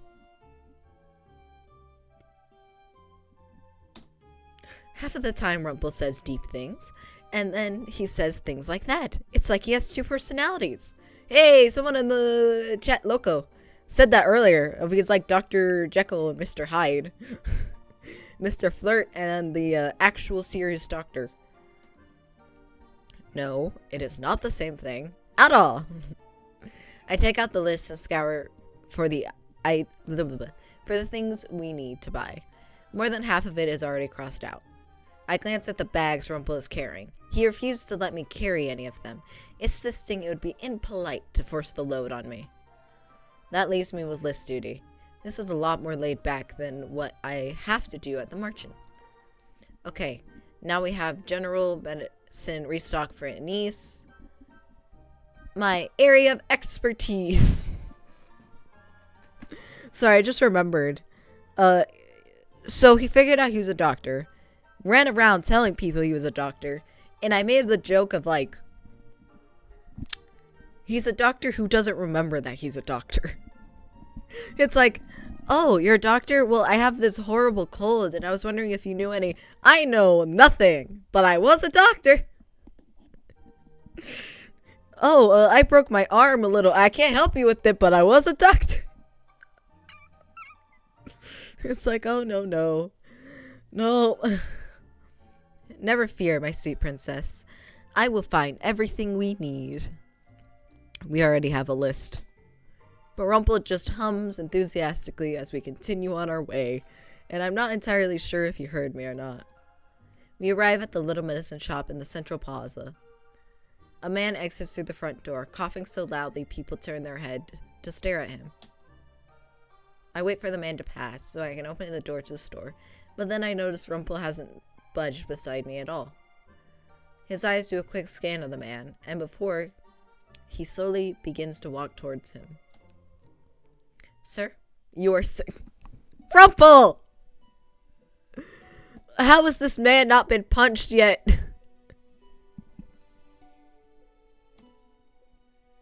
Eh? What's it to you? Even if I was sick, lad, there's nothing I can do if I don't have any money. Besides, it's not like this will kill me. It's just a cough. How long have you had your cough, sir? It seems like such a minor thing, but Rumple suddenly looks so serious about it. He looks at the man with his eyes slightly narrowed, as if trying to see past him. It's been with me for more than 3 days. Coughs are pesky things, aren't they? They're usually the last thing to go, but at least they're not deadly most of the time. Even if you can't buy the medicines, sir, there are other at-home remedies that might help with your cough. Boy, I've already tried warm tea. My wife's given me enough of that. Water is good for your throat too, sir. Any kind of steam works too. If the cough is riddled with mucus, it'll be easier to expel with steam. When you can't afford the medicine, sometimes the simple things will help, and the coughs stay for a while, so don't fret if you can't get rid of yours immediately. Well, I appreciate the advice. Not exactly what a doctor would tell me, but I'll have to do. The man thanks Rumple before walking off. I notice Rumple looking down at the ground, a rather forlorn expression on his face. Is what he said true? About what, princess? About doctors not giving advice about home remedies. Most doctors don't believe in such things. They always think that medicines work better than at-home or herbal remedies. The medicines do help, but sometimes they aren't necessary. And yet you just gave him advice. Not everyone can afford medicine. Being a doctor means helping people, not taking advantage of their sickness to steal their money. Money was never a problem at the palace. Whenever I was sick, the palace staff made sure I had the best and most effective medicines. Do you remember what it was like, what you were like as a doctor?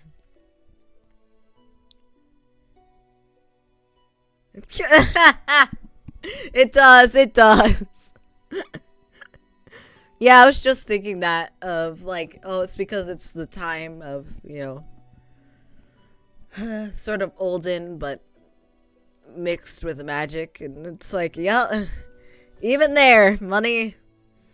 Goddamn. Maybe there's a CEO we can, I'm not gonna finish that because I would get in a lot of trouble if I do. Because that's on the no-no list, but I feel like most people would know what I mean.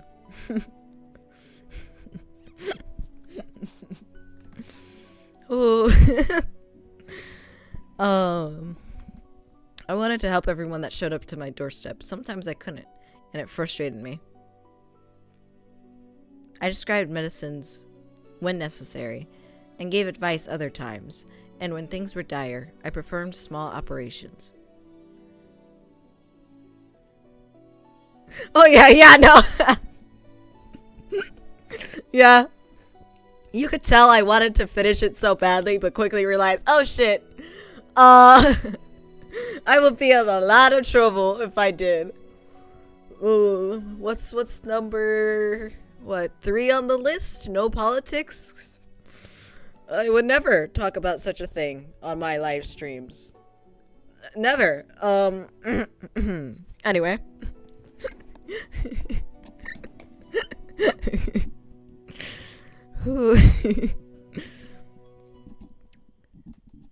He does seem a lot more serious than when he is talking about health. Rumple was silent for a few moments. Holy.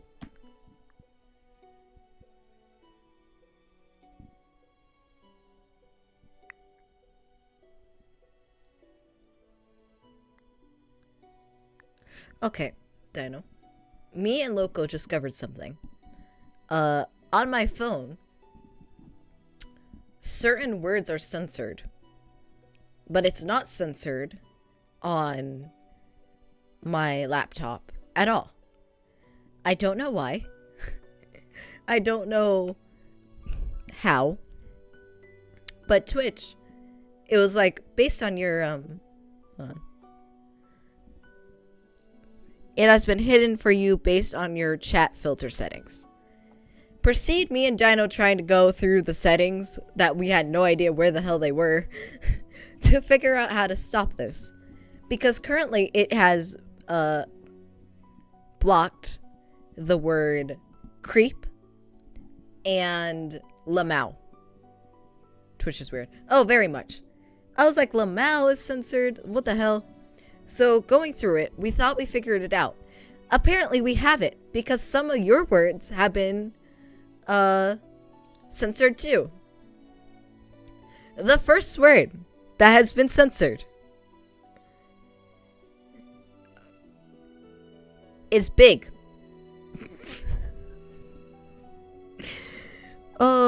And the second word is fingers.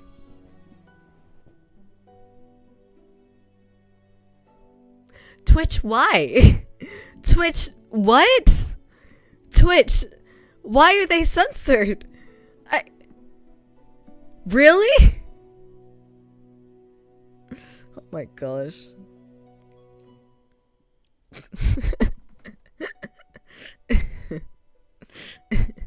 I have no idea why Twitch is like this. You know what? I'm turning this shit off. I kept some of the filters on when going through it because I was like, oh, you know, sexually explicit language and discrimination were the only two left on. And I'm like, what the fuck? Fingers, you know, that sexually explicit thing. Fingers. And big.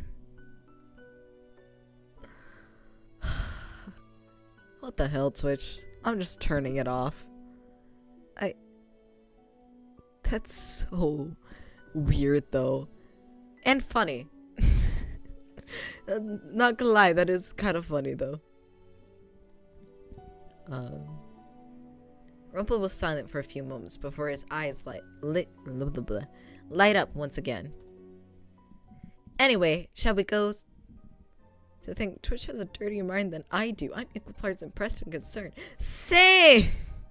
I was like, really? Really, Twitch? Those? Really? Really? Why big? It's... Big is such like a, could be used for anything. It's a literal adjective. Wow, Twitch. I think I'd understand it being censored if like big and fingers were next to each other, but they're not. So it just is censoring the word big. My like baffledness was lamau being counted under profanity. LMAO under profanity. I understand, but also, really? Really? Seriously? No. It'd be one thing if it was spelled out, but it's not. Yeah, anyway. Oops. I did not mean to go forward.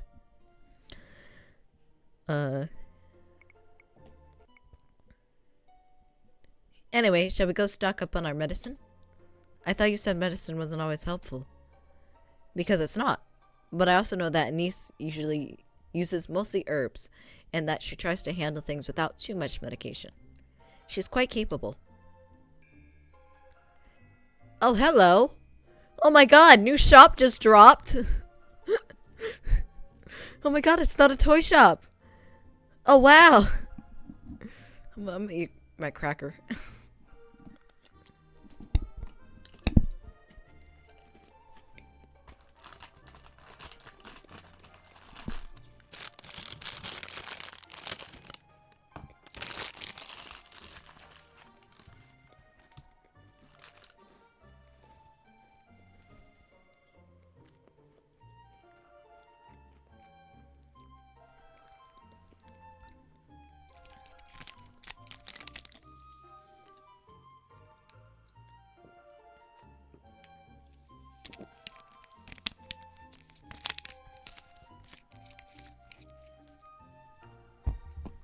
Alright.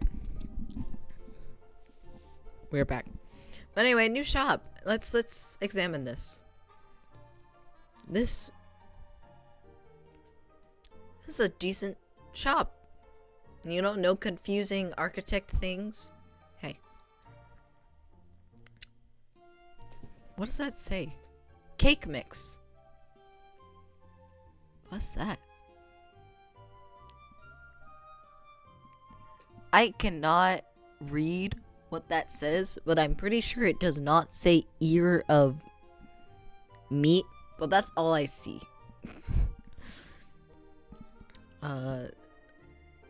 Something there. Bunch of bottles and potions. Huh. I like how this is more colorful than the other bottles on the shelves. That's interesting. You got these. I am curious about the cake mix. This is clearly a potion shop. Or technically it's a medicine shop. Clearly a medicine shop. But also you can buy cake mix. With your side of antidepressants, you can also get cake. I don't know why I used antidepressants. That's actually perfect for it to also have cake with it. Anyway, cold medicine. You can also have cake. You know what? Actually, now that I think about it, it's not that bad of an idea. Selling cake mixes with your medicine. Ah, good. Red velvet. My favorite. Yep. Such a curious thing. Because it's not like this is set up as if it also has, like, also sells, regular groceries, right? This is very clearly medicine. And then you just got cake mix. In the corner. Don't question it. We enter the shop and in no time at all, Rumple spots the items on our list. There's cake mix on there. We use up the rest of our money to buy the medicines and remedies that we need, and then begin to head back to the tavern. Oh, that was so short. Oh, anyway, I loved getting to see a new shop. That was awesome. On the way there, Rumple strikes up a conversation again. Oh god, what do you want? So, princess, have you given any thought to what I said before? About what? You've already forgotten? About making people happy. What? You know, you could make me happy right here, now by giving me a kiss on the cheek. Oh, it's a cheek this time. It's a cheek this time. You know, last time you just wanted us to give you true love's kiss to break your curse. Glad to know you respect some boundaries. I stare blankly at him before walking away. Good girl. No, thank you. And alas, my hopes are dashed again. When we are at the outskirts of town, I pause and turn around. It is as if I can feel eyes at my back, but I do not see anyone openly staring. Oh yeah, there was somebody staring at us last time that we came into town. Are we about to get killed? If we're gonna get killed, I want to see some of these shops. So that's a club. I thought that was a bookshop. But it doesn't look like a bookshop. Looks like accessories. This might be... That might be a T or a K. I think it's a T. That vaguely looks... You know... Clothing shaped. I love how detailed everything is. It's very pretty.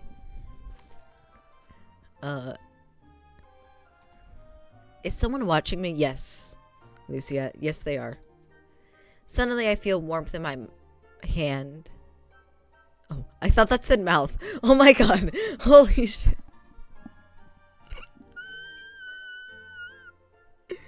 My dyslexic fully took that word and replaced it. Oh my god. Anyway, suddenly I feel warmth in my hand. Then fingers Not that kind of ends, guy. Shut up. I know. It's Twitch, man. It's corrupting me. Oh. Then fingers interlace through mine. Rumple pulls me a little closer, his expression oddly gentle. Don't worry, my sweet princess. You're safe with me. I don't believe you. You look like you could snap in half. Have you seen yourself? I prefer Karma. Give me Karma. I know he can protect me. Suddenly, oh my gosh. Suddenly his face is a lot closer to mine, and I can see his features more closely. It is like the night in the forest, except his face is not marred by the same shadows. There is caution in his eyes, but it is not directed at me. Did you see someone following you? No, but I felt it. No, I just thought I felt someone looking at me. Better stay together then. Am I gonna be kidnapped again? Ah! I hate my voice cracking. We begin walking again. The two of us begin to head back to the marchen. Rumple has all the bags in one hand now. He hums a little bit as we walk. It is remarkably peaceful, so much so that I do not even mind him holding my hand. It suddenly feels a lot Really? I'm so lost in reverie that I do not even notice when we turn and go in the opposite direction. Rumple? Where are you taking me? Rumple? Where are you taking me? Buddy, you're not beating the serial killer allegations like this, my guy. No. This is not the way back to the marchen. On the contrary, it's just a more scenic path. Don't you like the forest princess? No, not with you. Not alone. Not alone. The shafts of light coming in through the canopies. The soft blades of grass that tickle your ankles. We're gonna get murdered and it's your fault. It's such a romantic place. Okay, maybe it's not gonna be it. I mean, it's a toss-up. We did have a route where a man really died in front of us, so, you know. It's such a romantic place. No. No matter what he says, this does not lead back to the marchen. It is not a scenic path, or a path at all. No! I refuse. I refuse. I instantly root myself into place. Even though Rumple is far taller than me and far stronger, he stops after noticing I am no longer walking. Oh, princess, did you want to stop and admire the scenery? Why are you taking me through here? I do not care about scenery. I do not care about walking anywhere with you. Ah, princess, your honesty really is a treasure. One day I'll make it so you enjoy going places with me, not just holding my hand. I quickly slide my hand out of his, my face feeling somewhat hot. Ah, there's a sweet rosiness to your cheeks. I lied. He's not gonna murder us. We're gonna murder him. Thank you for taking us to the perfect place. You never answered my question. It is a detour. We're only going to be here a few minutes. If you thought you saw someone's eyes on you... Of course, responses would be no means yes or... Oh yeah, absolutely. My man will not take no for a fucking answer. The good news is, Luciette is not afraid to punch him. She has slapped him maybe 3 times already. When she murders him, we're all going to be cheering her on. Oh, no. It's better to divert their attention away from the marchen. And before you say it's dangerous, yes, it is. We are not far enough from the town to worry about safety. I don't trust you. I want karma. Give me the... Fuck you. And I believe I can protect you. I don't. Again. Look at yourself. I could snap you in half.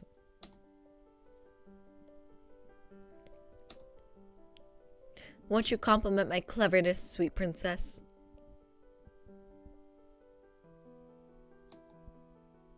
He takes a step forward. Hey! Bridging the short distance between us. And then suddenly, his fingers are around my wrist again.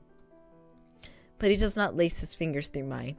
Instead, he takes my hand in his and pulls it up to his face. Before I realize it, my hand is on his cheek, and his hand is cupping my own.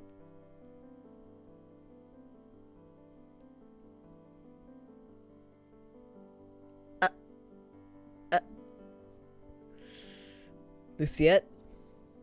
Luciette, punch him. Luciette, please. Luciette. Run. Run away. Run away. Princess, you can trust me. I don't. Always. I mean, I can sense that you sometimes trust me, and sometimes you don't. I wonder why. But you don't need to be so cautious around me. I shower you with compliments because I believe you deserve them. I tell you that I enjoy being around you because I do. I should be focusing on his words, but all I can look at are his eyes. What do I need to do for you to fully trust me? Back the fuck off. Find yourself in a river. Mother told me that people lie, so how can I trust that everything he says is the truth? Good, Luciette, good girl. Perhaps if I stopped throwing compliments at you, you would not be you without all the compliments. That's a good point.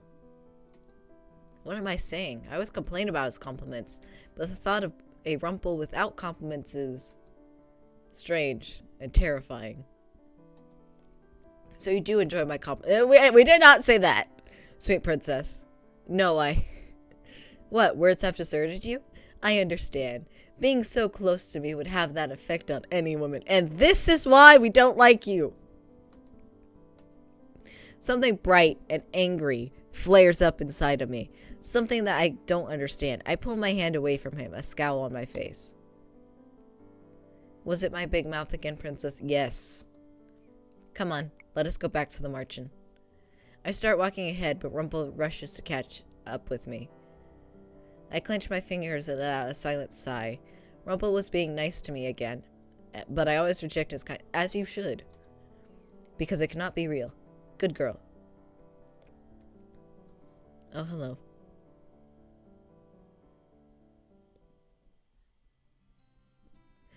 Days go by. I consider Rumple's advice, but I refuse to flirt with anyone again. Good, because girl, I do not want to read that again. I couldn't.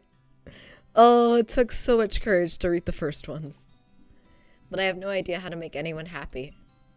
Rumple told me that I cannot make anyone happy without knowing anything about them and listening to them like I did with Anise. But what reason do I have to listen to people? This is so frustrating. Days later, Rumple and I sit at the table waiting for work orders. Rumple is on the verge of a conversation. Oh no, hell no. When we suddenly hear Parfait speaking in the doorway. Parfait, save us! Rumple picks up the words before I do and rushes over to the front door. He looked almost nervous. Who was at the front door? I excuse myself briefly, telling Anise I'll be back. I make my way over to the front door and I see 3 people in conversation. Uh-oh. There is Rumple, Parfait, and a very pale man. The pale man looks like death itself, like he might just keel over. I can help him.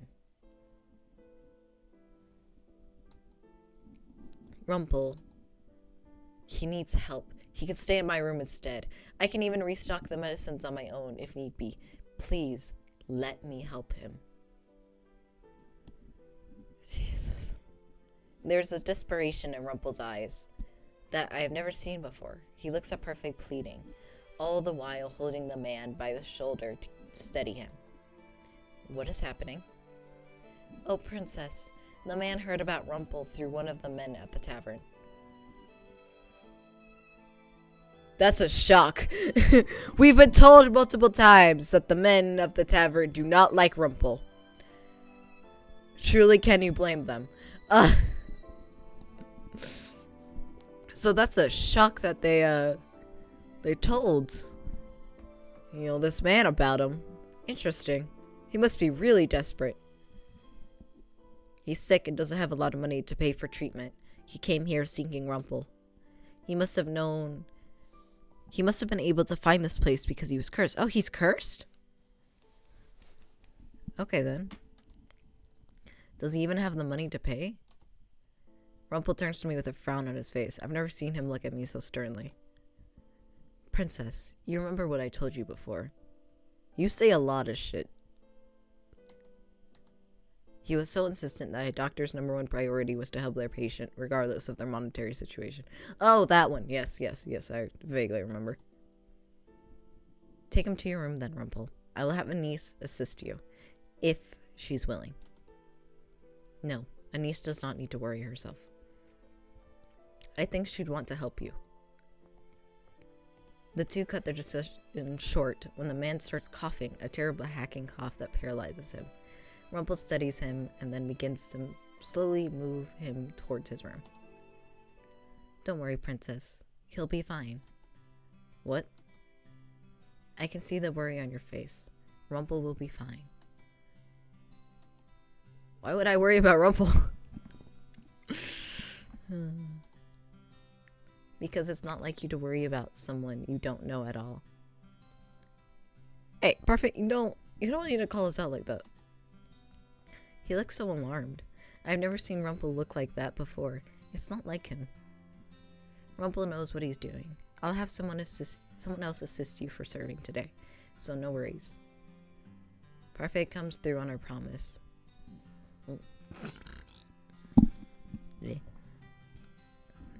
When I go back to the bar, both Anise and Rumple are gone. Karma, or Miss Karma, is there instead, looking disgruntled. Waltz would be better at this. Why do I have to... Hey! Karma! Are you insulting me? Because Waltz is busy doing his puppet shows, and Rumple is helping a sick man. Oh, well, I guess there's nothing to do about this then, other than enjoy it. He flips his hair and smiles brilliantly. I will attract all the customers today. Perhaps we should have a competition, Princess. Yeah, that's not happening. Compete with yourself. I'm really not in the mood for karma right now. Then I shall definitely compete with myself, because challenging yourself is important. And this is why you're better than Rumple, as Rumple would have made that line, and then doubled down on that line, and then been a little confused why you're getting annoyed at him, while Karma just takes it in stride. Karma picks up waiting tables fairly easily. I notice that he speaks very fondly to the girls, but they are not as receptive as they were with Rumple. Oh yeah, no.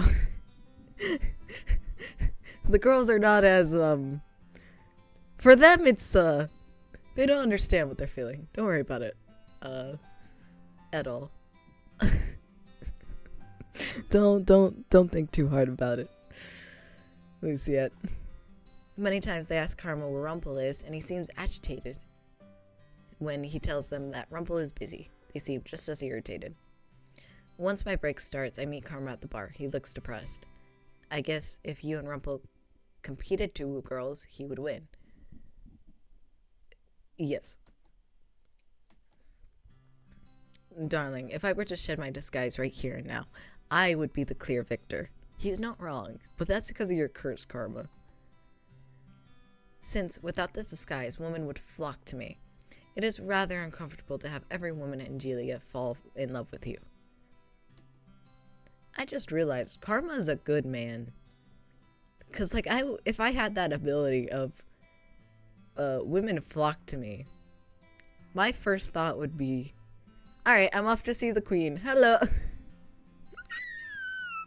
I know it's not real love, but hey, it could get you places. I mean, the only condition for Karma's curse is, he can't fall in love. Don't flirt. It's not.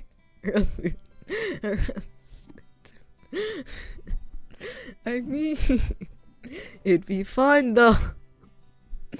Actually, honestly, how fun would it be for someone to get beheaded? I don't think it's that much fun, but who knows?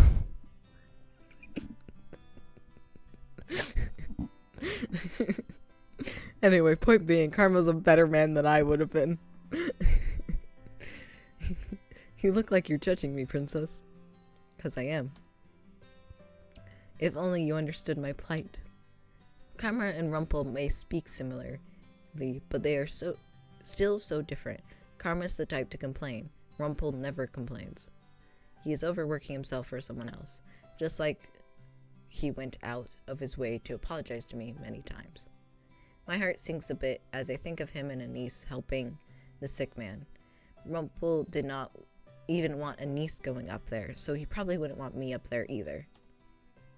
I could go visit him or I could go back to my room. Oh, okay, well. Oh, we gotta go visit him.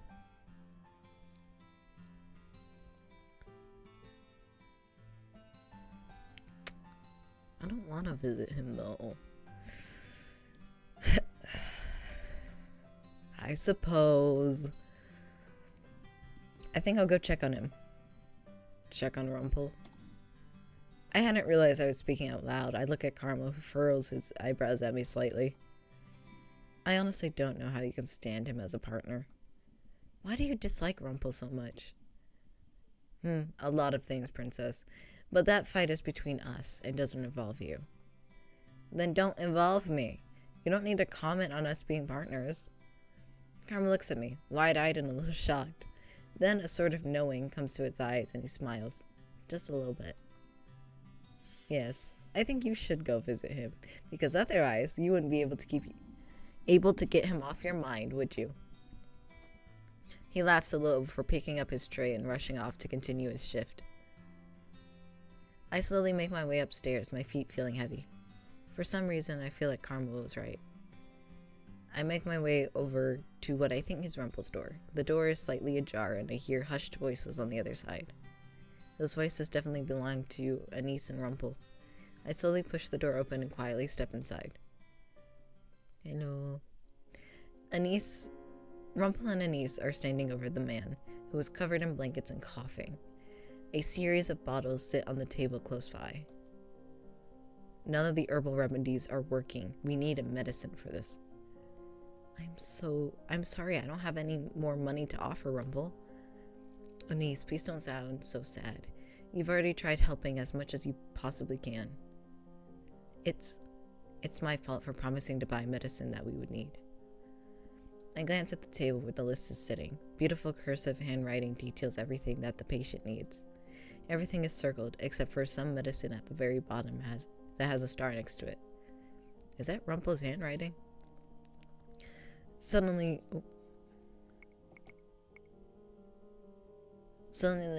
the two of them turn. They both look shocked to see me. So, Princess, what are you doing here? I came to see how you were doing. Princess, I'm fine, but... He glances down at the man at the bed. On the bed. Anise sighs out a little bit. We're giving him what we can, but the one medicine we need is something we can't afford.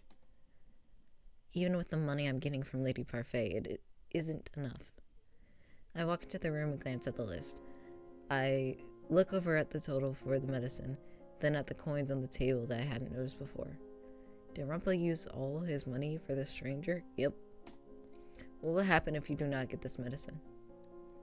Without this, the infection will spread and he goes silent as the man starts coughing again. I read the answer in his eyes, even if he won't say it.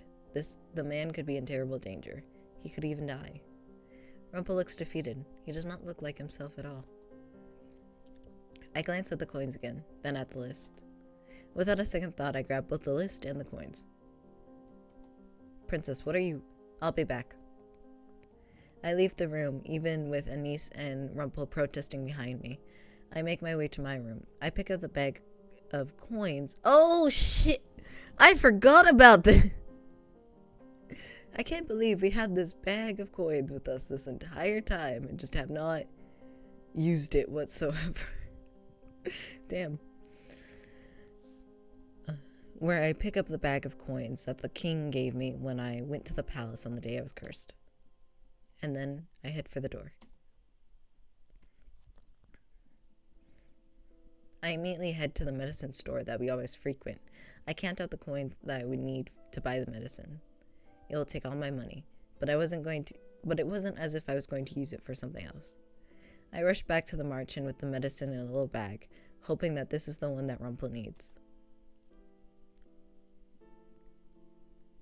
It is dark by the time I get back to the marchand. I make my way to Rumple's room again and notice that he's sitting on a stool beside the patient's bed, looking at him forlornly. When I enter the room, his eyes go wide. He seems even more surprised when I hand him the bag. Princess, is this? He opens the bag and lets the little vial roll into his hand. Oh, damn. How did you buy this? I combined your total with the money I had left. Rumple stares at me, clearly flabbergasted. Then his expression morphs into something softer, something more relieved. He steps forward suddenly. His arms are around me. Well, hello. I'll allow it. He grips me tightly, and I can hear his voice in my ear. Thank you so much, Princess Luciette. My heartbeat picks up slightly. It is so loud I think Rumple might hear it, but when he pulls away, he does not say anything. I have to thank you for this later, Princess, but for now, you should leave. I don't want you to get sick. I am too dazed to disagree. I nod my head quietly before moving stiffly toward the door. I glance back at Rumple one last time, noticing that he's checking the man's temperature. The moment I leave the room, a flash of light emanates from my chest. We got the good deed! I absently touch the glass slipper at my neck, then pause as I stare down towards it. I feel a soft gasp leave my lips when I notice the fragment of a second slipper. I got my first good deed. I brought the medicine for Rumple, but I only added in a few more coins to buy it. So what I did today was considered a good deed? Yes, it was, baby. I am confused, but at the same time, I am pleased I actually managed to get a good deed. Now I only need 2 more. The next day, I go down to the tavern area to begin my work, but I'm there a little early. Waltz is working on his puppets at a table, eyebrows furrowed in concentration. When I walk in, he looks up at me and smiles. Then he raises his eyebrows. Princess, congratulations. You got your first good deed. I did. I knew you could do it, oh Waltz. I nod in response. His praise makes me feel oddly proud. I continue my usual work, keeping an eye out for Rumple as I work my shift, but he never appears. A few days go by, and it is only after the man leaves, looking a lot healthier and stable than he was before, that I finally see Rumple. He and the man speak at the front door of the tavern. No, sir. No, really, sir. I couldn't take anything from you. Nonsense, you saved my life. I need to pay you back somehow. The man is holding money out to Rumple, but Rumple just shakes his head. I notice there are dark circles under his eyes, and that he looks tired. I didn't help you for the money. But I insist. That money could be spent on better things, like your family. You may not take my money, but I promise I will pay you back. Your health is all the reward I need, I promise. I cannot thank you enough. After the man leaves, I approach Rumple. He turns to me and leans against the door, his smile still tired but bright. Ah, Princess, come to heal my weary body. How are you dead tired but still this dramatic? I would so love another hug. My face becomes hot at the memory of Rumple's hug from the other day. Ah, the natural rouge of your cheeks is so sweet, Princess. It makes me feel infinitely better. And your necklace seems different. I reach up to touch the pendant. Every time I get a good deed, a piece gets added to my necklace. Oh right, you helped me with the medicine the other day. Of course that was a good deed, Princess. It was very selfless of you. Thank you again for that. That man tried to thank you too, but you refused his money. Why? And why did you spend your money on him? Because life is invaluable, Princess. No amount of money could ever be more important than a person's life. Even if it's someone you do not know. Yes, because everyone has a life, Princess. They have loved ones, families, sweethearts. And if I can help them, I will. And I will gladly spend any amount of money to do so. Okay, fine. But why did you not accept any money from that man? Because no amount of money you needed that money. How are you going to buy more medicines without any money? Rumple's eyes widened. He was clearly not expecting me to ask that question. But he said before he didn't have much money. And it was true. I cannot take money from him when he doesn't have much of it to begin with. He was thanking you with money. You should have accepted it. Parfait pays you, does she not?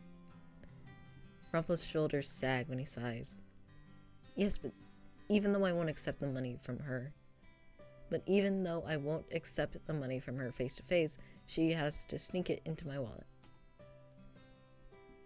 If she does that, why not just accept it from her? I'm trying to make a statement, Princess. And Parfait does not seem to care because she sneaks the money into your wallet regardless. You have a point there. You're stubborn. We both are. Now I have a question. Why did you use your money on that man? You knew nothing about him. Did you do it for him? For yourself? Or for me, perhaps? Don't give me that smirk. Rumple grins at me mischievously. Even with the tired eyes, I can still see the bright cheer in them. Hit the nail on the hit the nail right on the head. Again. You're becoming easier to read, my sweet princess. Well, no matter why you did it, thank you. The medicine was necessary to help that man. I still think you should have accepted the money from him. You helped him and did a service no one else would. You should have accepted his gratitude. Princess, I told you.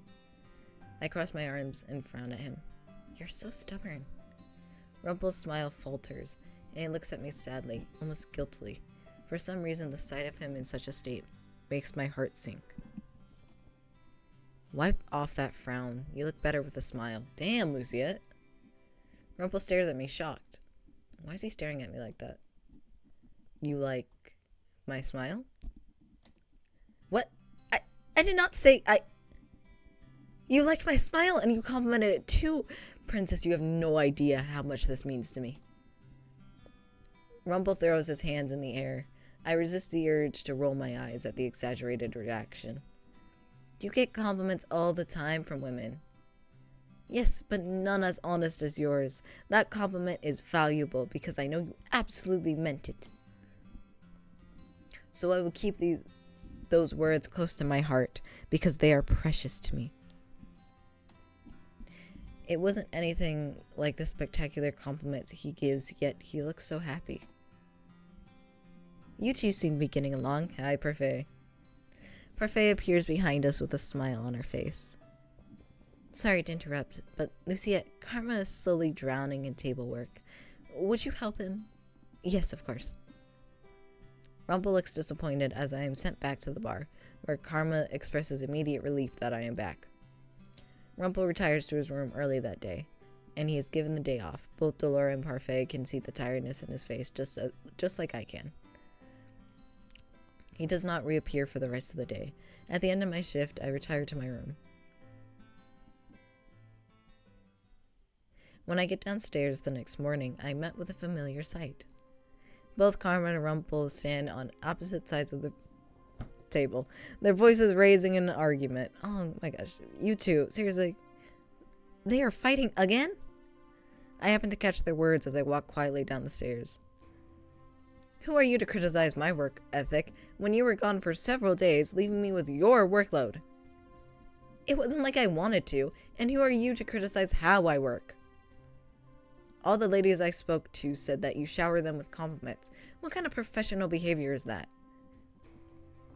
I'm having a hard time believing you're a professional with the way you flaunt yourself. At least I don't flirt with people to attract their attention.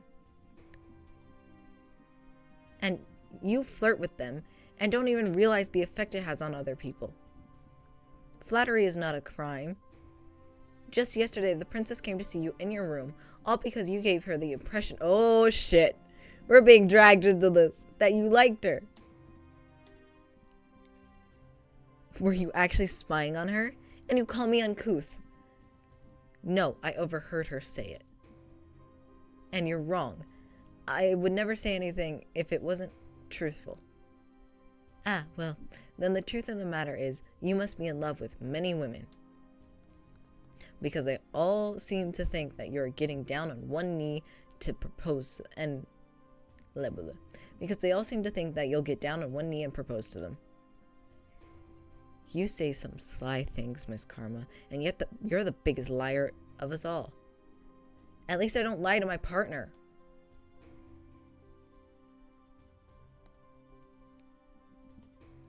Well, anyway, that's a good spot to end for today. Well, we're in chapter 5. Probably do the rest of the chapters tomorrow, maybe. I'm actually not joking. I'm tired. Oh.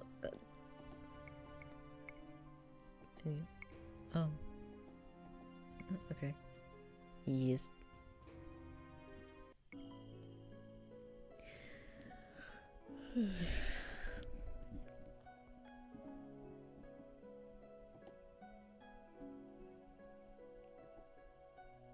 Anyway, thank you all for being here. I hope you had a good time. Hope you had a wonderful time.